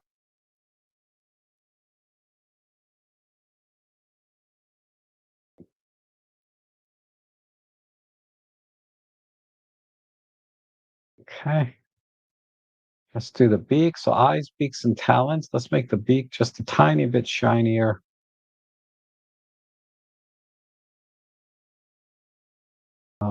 So some clear view and micro contrast. It's fine. Wonder if the eye, no, I don't think I'll be able to do much with the eye up here, but we'll do that. So that was an unedited JPEG. Okay, cool. I'll read the rest of the comment here after I'm done editing. Talking to Ethan here about this comment here. Okay. Eye's a little bit hot, meaning I made it a little too bright. Let me go back.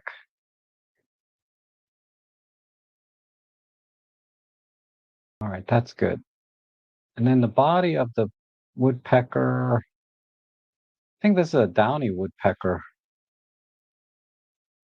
My memory's nowhere near what it used to be. I cannot remember crap anymore. I'm just gonna add a little brightness here.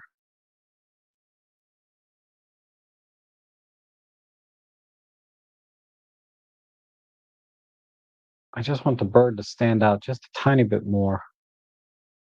And then let's add a vignette.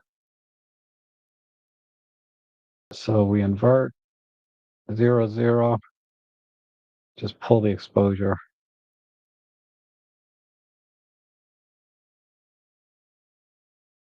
Let me just add a little more brightness here.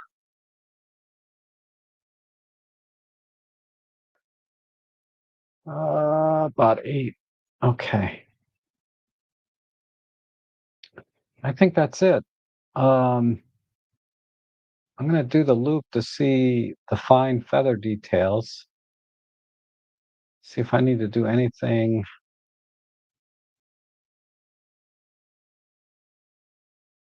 Yeah, that doesn't do much. I'll push the radius. It's a little bit too crispy. Right about there.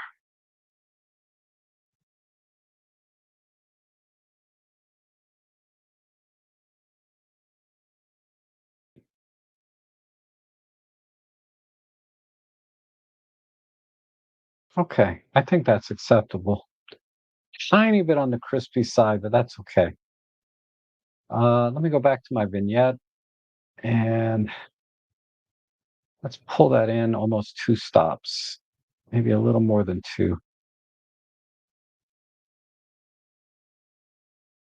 Yeah, almost 3 stops there. That's fine. Go back to the global and add a stop back in.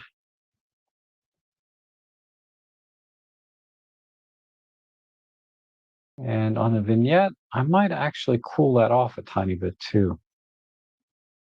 Back to,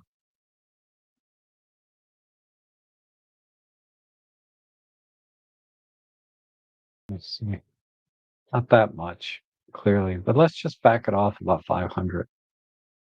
All right, let's export, and we'll do a comparison.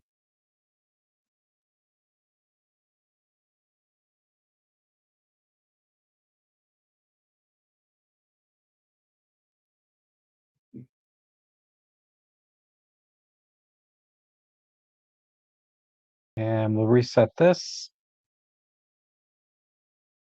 and do a side by side. All right, so the original here on the right and my edit here with the crop on the left. Didn't need much, just had to brighten the bird up a little bit off the background because uh, it was just kind of flat here. So I always like to brighten the subject about a half a stop to a stop brighter than the rest of the scene. And and then adding a vignette sometimes accomplishes that, but you need to brighten the overall exposure. I mean, everything depends and is subjective. Uh, but I think that came out pretty good. So if we do a slider or split view, see if we can come in on some of the details. Probably a better way is side by side. Yeah.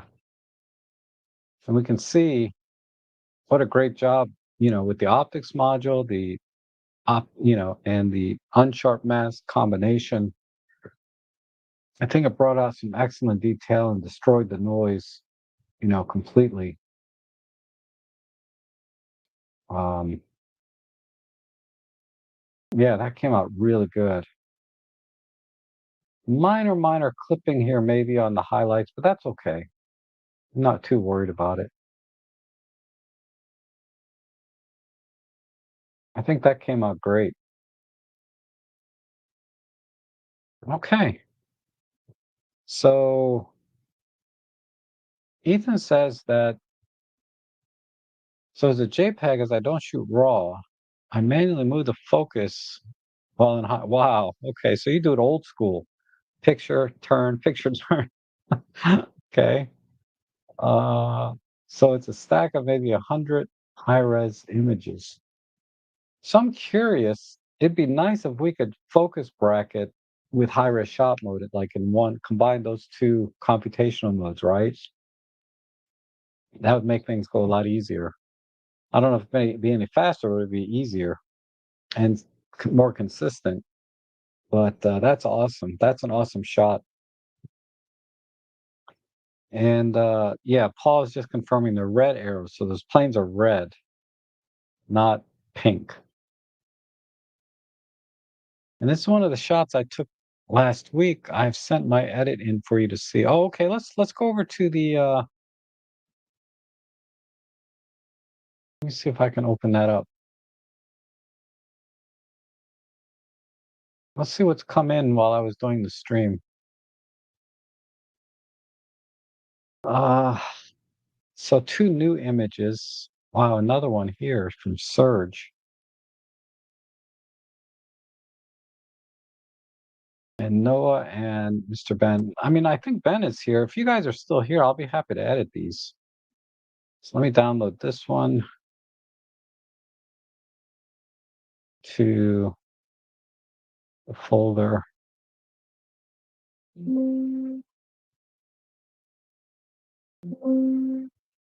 Okay, download that one.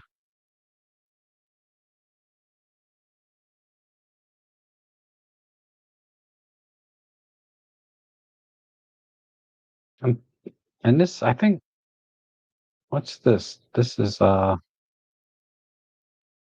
Paul's edit. So let's compare Paul's edit to my edit real quick. And I'll edit these three very quickly. Okay.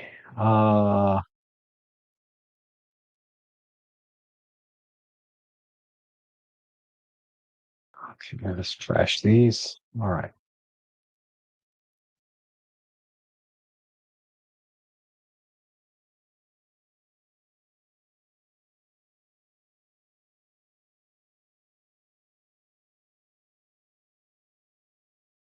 So set this as the reference. So I think this is Paul's edit on the right. He went through a little bit of extra work to bring the cloud detail in. I see a little sensor spot here, maybe. Not sure what that is. Can't be a sensor spot because you're probably wide open, right? Oh, you're at f8. So possibly, but probably not. But yeah, Paul went through a little extra trouble to bring in the cloud detail. I just didn't see enough there for my taste, so I just left it there. I mean, you can still see the slight shifts in tones, and you kept with the 4:3 crop. And I see a little bit of color shifting here on the clouds, or I'm sorry, the streams. I didn't emphasize that either.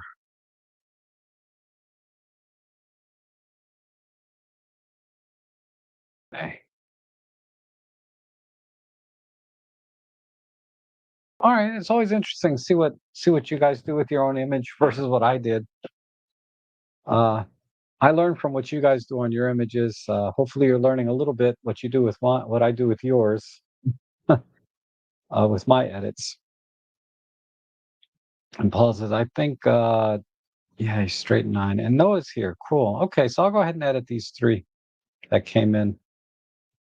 Um, let's see what comes up first alphabetically. The one from Serge. So, um, if you're here, Serge, well, this one won't take too long. Actually, this is pretty straightforward landscape or seascape, I should say. So I'm just going to apply basic preset.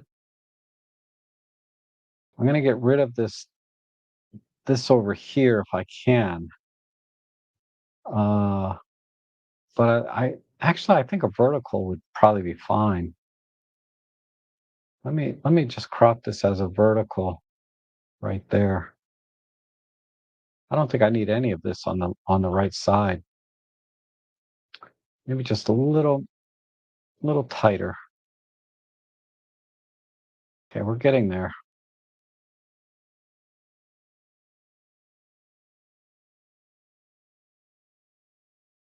And a slight tilt. No, it doesn't need any tilt.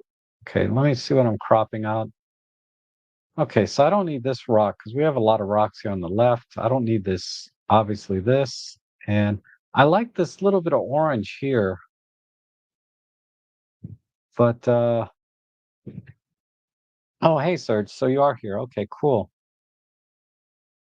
If I expand the crop out, and there's a person down here too, right? Oh no, that's a buoy. So maybe let me see what that looks like. Ah, I think I'm gonna go tighter. I'd like these 2 little boats in here, and then giving it some space. Negative, just a little bit of like breathing room on the left and right and top. I don't know if centering this boat. Let me look at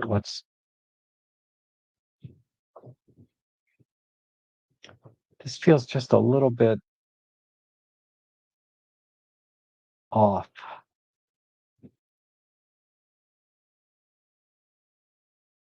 Because I'm not feeling depth when I crop it this way. What if I do a horizontal? Ooh, no, it gets a little bit too heavy on the left side. And a square. Okay, that's tiny bit better. A 5:4.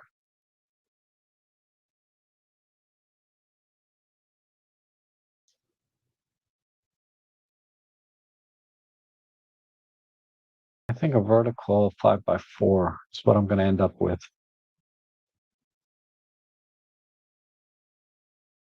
I'm going to go with this kind of. Just wish I had a little bit more. What if I do that? Oh, perfect. All right. This is what I'm going to do. And I just need just a little bit.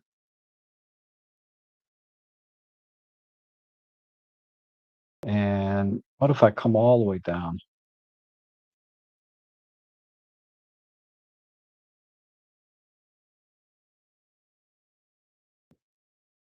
and all the way up? I'm just getting a feel for the different compositions. I like this too,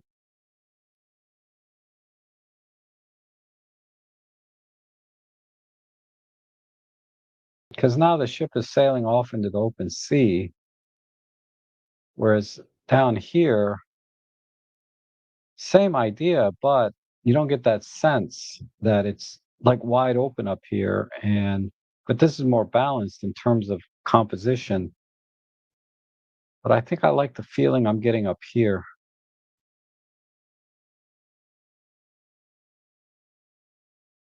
I think this is the crop. And I'm going to just center this boat.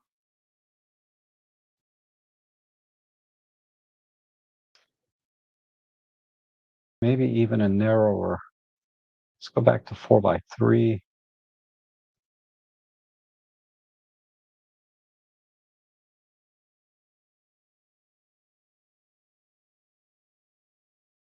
I think that's good.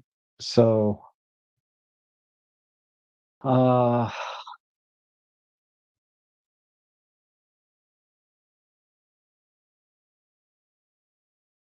going to soften this area up here. Maybe a negative on the micro contrast. A little desaturation.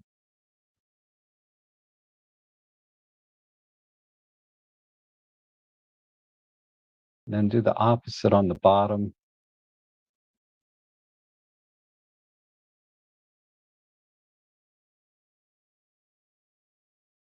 Let me tighten up the chroma. I don't need to do that. 50-50 is good. And let's add a little vibrance down here. Maybe a little more saturation.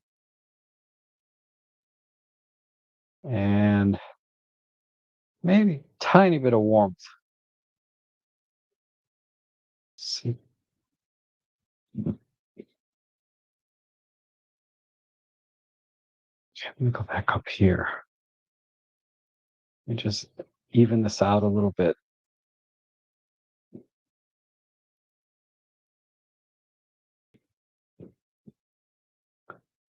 Okay.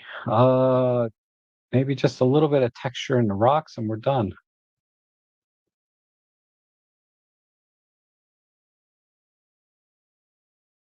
So that's just some micro contrast and tiny bit of clear view, maybe a little vibrancy. Yeah, right about there. All right, let's see where we're at. Whoops. Compare with this.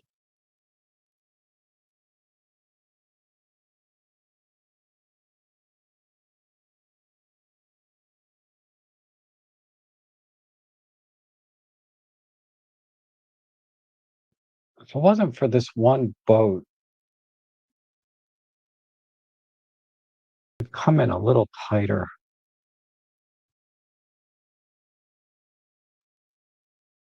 Try 3 by 2.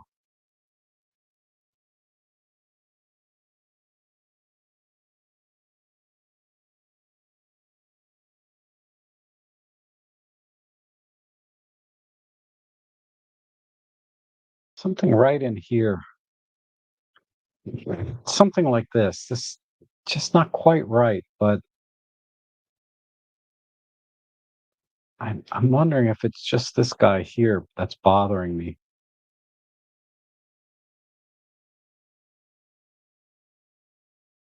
I hate to delete them out because it's there. Yeah, it's that boat is what was bothering me. All right, so that's it. So let's export that. And I mean, this is a very questionable edit, this boat, getting rid of the boat over there, but I'm going to go with it. And let's reset and compare side by side. All right, so there's the original horizontal type crop, and I mean it's kind of natural to go with that composition, right? A horizontal crop, but to me, the story is here about this boat sailing off into the abyss, and I don't quite get that same like loneliness or anticipation that I do when it's cropped vertically. I might even like brush this little boat out and this little boat. There's a couple little distractions up in here. This was the biggest distraction over here. So I would probably fix a couple of more things, but for the most part, I think this composition works better for this particular scene. Just my opinion.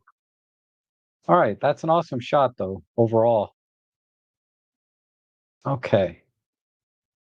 Let's go to where's the other new ones?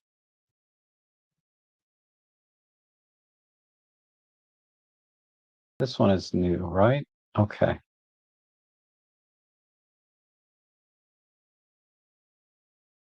So I have the optics module. Okay, good. So this one's from I missed who this was from. Mr. Ben, maybe? So let's apply a basic preset. And this one is exposed intentionally very bright because there's a plus 1.7. So I think maybe that's this very light sort of scene is what you were going for. And I like it. I like it. Not every scene has to be because if we pull back that 1.7 you dialed in, this is what it looks like. Which isn't bad, but I like the idea of going a little bit brighter. We just need to temper or bring back the detail a little bit without making it darker, right? So maybe just a slight pull,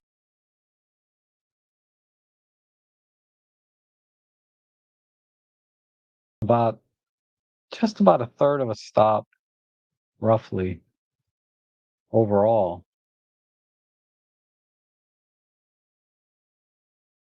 And then we'll do just a linear thing overall, a little tighter on the luma, and just do some micro contrast. So what we're doing is we're bringing back some of the detail without changing the exposure that much, right? Okay, and then I'm going to desaturate this. Well, before I get any further, let me think about the overall composition. Uh, the horizon's pretty straight. Did I apply the preset to this yet? Yeah, I did. So I think we're good on the horizon. It feels like it's a little bit crooked, but the clouds are a little distracting. And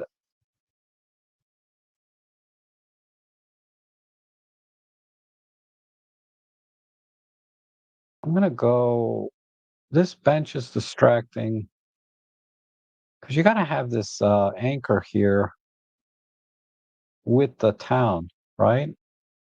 But you don't really need this bench, but the bench sort of crops into, I'm just thinking out loud, I'm sorry, but what happens if I crop all the way over? Okay, that's already better. Let's crop in a little bit to the left and come up and have this anchor frame this little area of the town as well.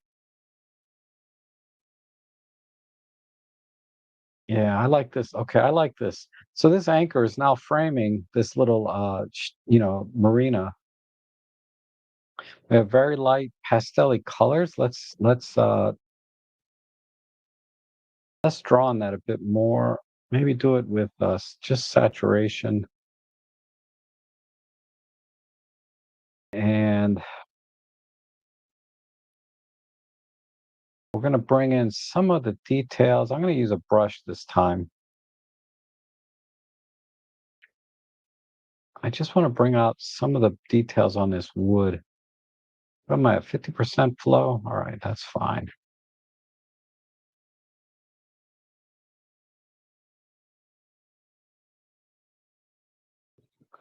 So let's do a little bit of a pull on the exposure.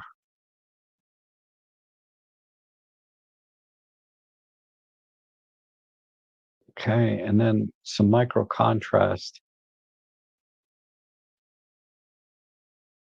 All right, let's see where we're at.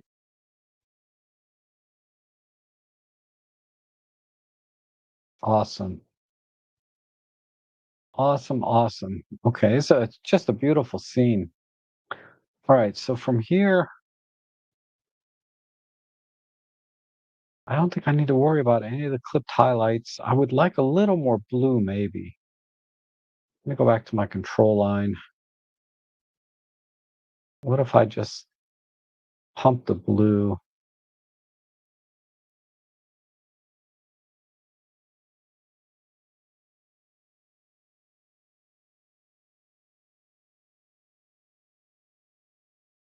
Just a little bit there. And then the water, I'm going to make the water just a tiny bit shinier. So we're going to do some very small control points in here and here and here. And just add some clear view and pull in the blacks. Maybe draw the exposure down. Not that much, just a little bit.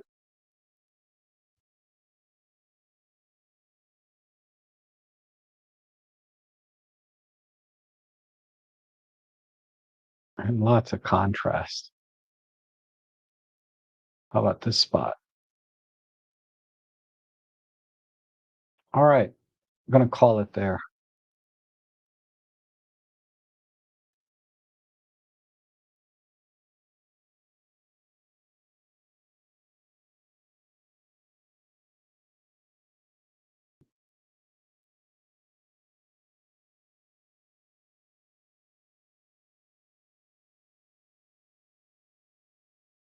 All right, so here's the original image on the right and the edit on the left. So just a tighter crop, essentially, and then a mild desaturation, and then bringing out the texture on the anchor, and then the water shinier, right?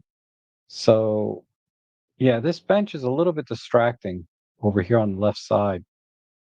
And I think having the anchor sort of frame everything on the left side of this marina, or this, I guess marina is not the right word, it's probably like a shipping port of some kind.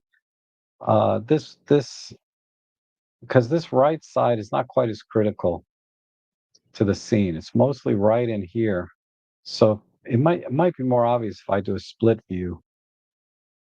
So there's the original, and then there's the edit, and bringing out all the detail in the wood here, because this is a little bit soft, and the details get lost in the highlights. So that's the only place that I wanted to bring the detail back is in the anchor. So I think that came up pretty nice. So thank you, was it Mr. Ben, for sending that one in. That's a great, beautiful, beautiful scene, though. I really like it a lot. All right, then one here from Noah, and I know Noah's been waiting patiently since like I started, I think. And this is very similar to the one that Serge sent in, and getting that sort of that feeling of being out in the middle of nowhere, right? The only thing this image needs, really, let's apply basic preset. I'm gonna have to give some thought to this because it's composition wise, there's not much that needs to be done, because this is a good example of where I like a negative space, right? Because I've been talking month after month about how I hate negative space on wide angle lenses most of the time. But this is a situation where the negative space makes sense, meaning all this water. So I'm wondering if I just can soften this a bit, maybe even a monochrome, and then just do a faded balance. Yeah, let's do with just a faded or balanced monochrome. We need a slight, very, very slight horizon tilt because I like the boat to be kind of level. So just a tiny bit more. And then we're going to add a little bit of light to the boat in the sails at least,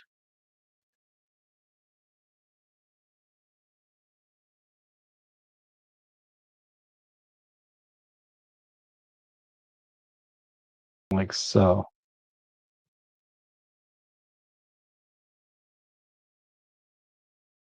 Maybe even if I do that. Oh, no, that's terrible.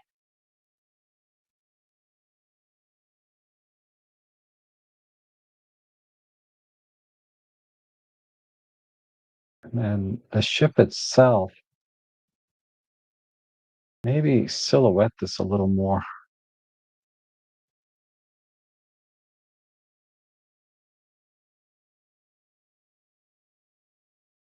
Maybe not that much, but just enough.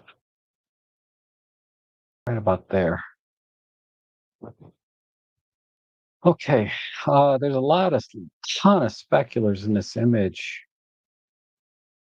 I'm trying to think of a way to temper this a bit. Maybe, maybe with a vignette.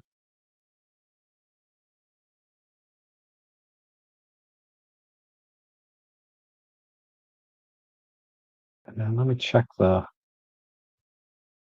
yeah, I think monochrome works. And then for composition, I just want to make sure I've got the boat centered. So I'm going to bring this down, maybe just a tiny bit over.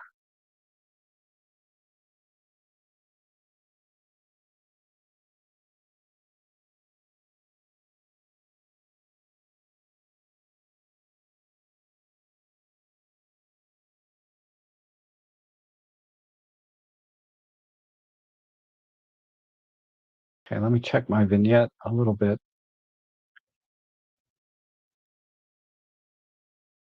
If I do it, just pulling the blacks.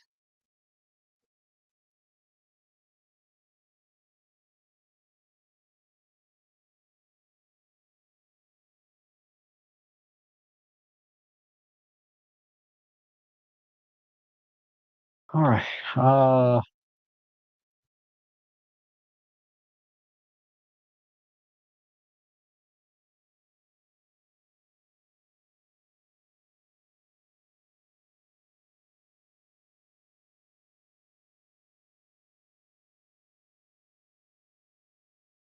Not sure about this particular. Let's try a 3x2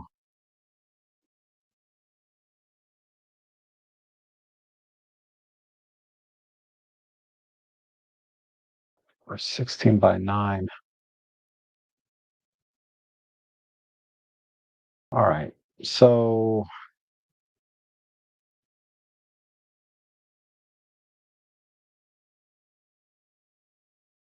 one thing that's a little bit too much. I think 3x2 is the way to go.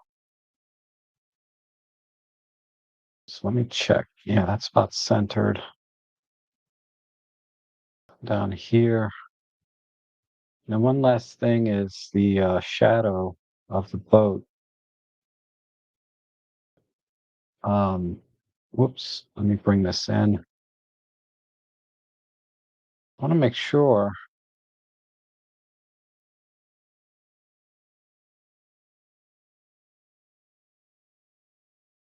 I tighten up the luma. and then just bring that down.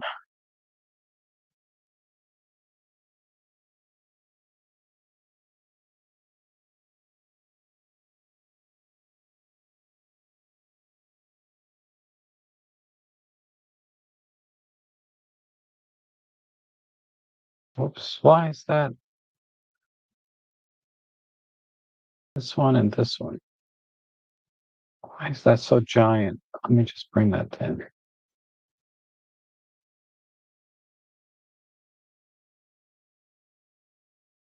I'm just exaggerating the shadow.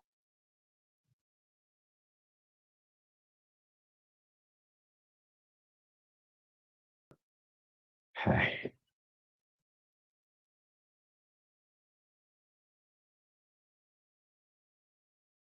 All right. I think that's it.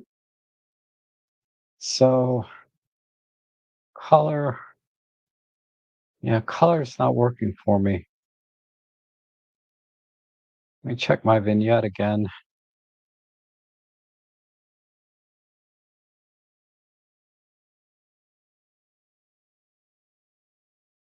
And globally, just a little bit of a pull.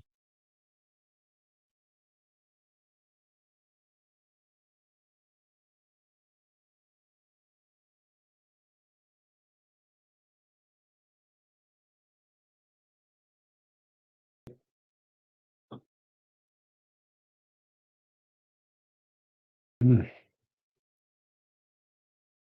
faded. Maybe go back to faded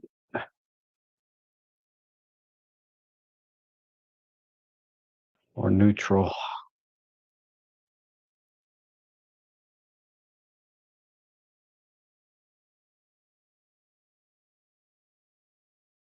Neutral looks best. And my vignette's a little bit off balance or feels off balance. So I'm going to move it up.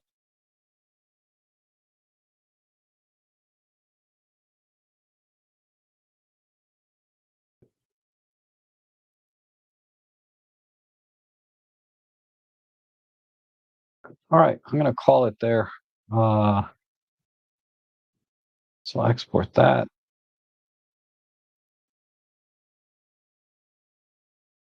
No, it says you also have a zoomed out version of it. Okay. No, I think there's just too many speculars to zoom out any more than this because then the boat would get lost in the ripples. So I think a little bit tighter crop works better than say a zoomed out one. Just my opinion on that. If the water was smooth as glass, even then you would probably lose some of the, you know,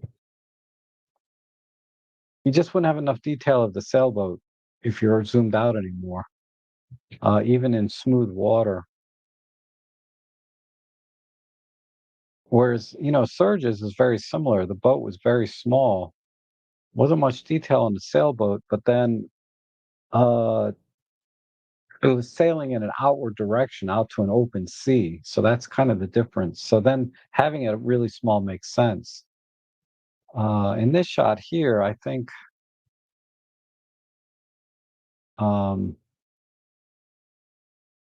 because of this, the ripples and the speculars of the water, you don't want the boat to be any smaller in the frame than it is. But that's the before and after. So just a 3x2 crop vertical rather than a 4x3, uh, and then emphasizing the shadow of the sails and illuminating these sails here a little bit more, so it stands out against the water a little better. Again, with the silhouetting of the ship itself or the sailboat itself, helps separate it from all of the speculars here because here it can easily get lost in the scene. So I was just trying to separate this as much as I can from the rest of the water. And that's it. Uh, I think that's everything, right?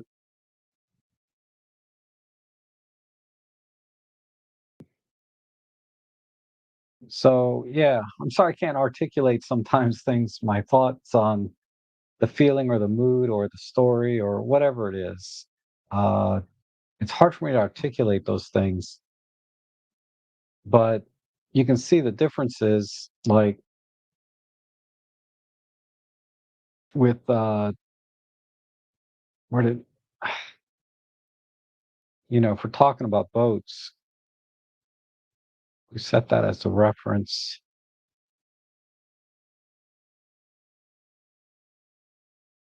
So in this case, the boat doesn't get lost quite as much in the scene here because it's very white compared to this blue, whereas on yours it was pretty much monochromatic. So I had to separate it using uh, light and shadow, and that's kind of the main difference and why you don't want this any wider because the boat just kind of got lost in all of these speculars. And then also in terms of composition, the way this boat is kind of sailing out to sea, whereas this one's kind of going, from left to right, didn't lend itself to making this boat any smaller either. Uh, just my opinion, right? So that's what I think. Noah says the one I meant is with a sunset in the background and rocks in the foreground, but I get what you mean. Oh, okay, okay. Yeah, no, I just like the color version of what Serge did over here. I think this was Serge's. I don't think black and white would have worked quite as well because if you notice, the texture of the water is very similar to the texture of the rocks. If the water was smooth, maybe I would go black and white. But there's a nice complement here of these yellows in the rocks with the blue water. So you got a nice color palette going on over here that I think works really well too. And just the boat being white doesn't disturb that color palette, right? So uh anyway, you guys all send in some really nice shots, really beautiful scenes. Um I just I would compose a lot of them very differently as you saw. But the scene itself is beautiful. So you guys have a really good eye for capturing, really nice landscapes and seascapes and everything. It's just a matter of the overall composition is where I'm trying, I'm struggling a little bit because it's very different than how I would do it if I was at the same scene. But then I wasn't there. Who knows? Who knows what I would have composed when I got there? Probably the exact same thing, right? But the important thing is we get out there and shoot and enjoy our time. That's really what it's all about. I don't know about you guys, but we're not all professionals, right? We're just enthusiasts that love the craft and uh, and enjoy, whatever joy you find in a particular scene, and style that you have. That's all that matters. It doesn't matter what I think or what I would do. I'm just here trying to help you give you some ideas, maybe some tips on the tools and how I use them in different ways. Like I totally bombed the freaking perspective thing when I was trying to straighten out that one statue. Oh, I don't know why I was struggling with that. I use that all the time, and today I just had a brain fart on it. So, anyway, I'm gonna, I'm running these streams ad free this month. This is probably the last one that'll be ad free for a while. But in any case, I do appreciate your support. Buy me a coffee or subscribe as a member. All these things help me out a great bit. And I hope you enjoyed the editing today. I really enjoyed editing your pictures, and I appreciate you being here with me in the stream. And I'll be back on Sunday, God willing, with a just normal photography chat live stream, and we'll get together back then soon. So I hope to see you guys there. Hope to see you again soon. Thanks for joining me today.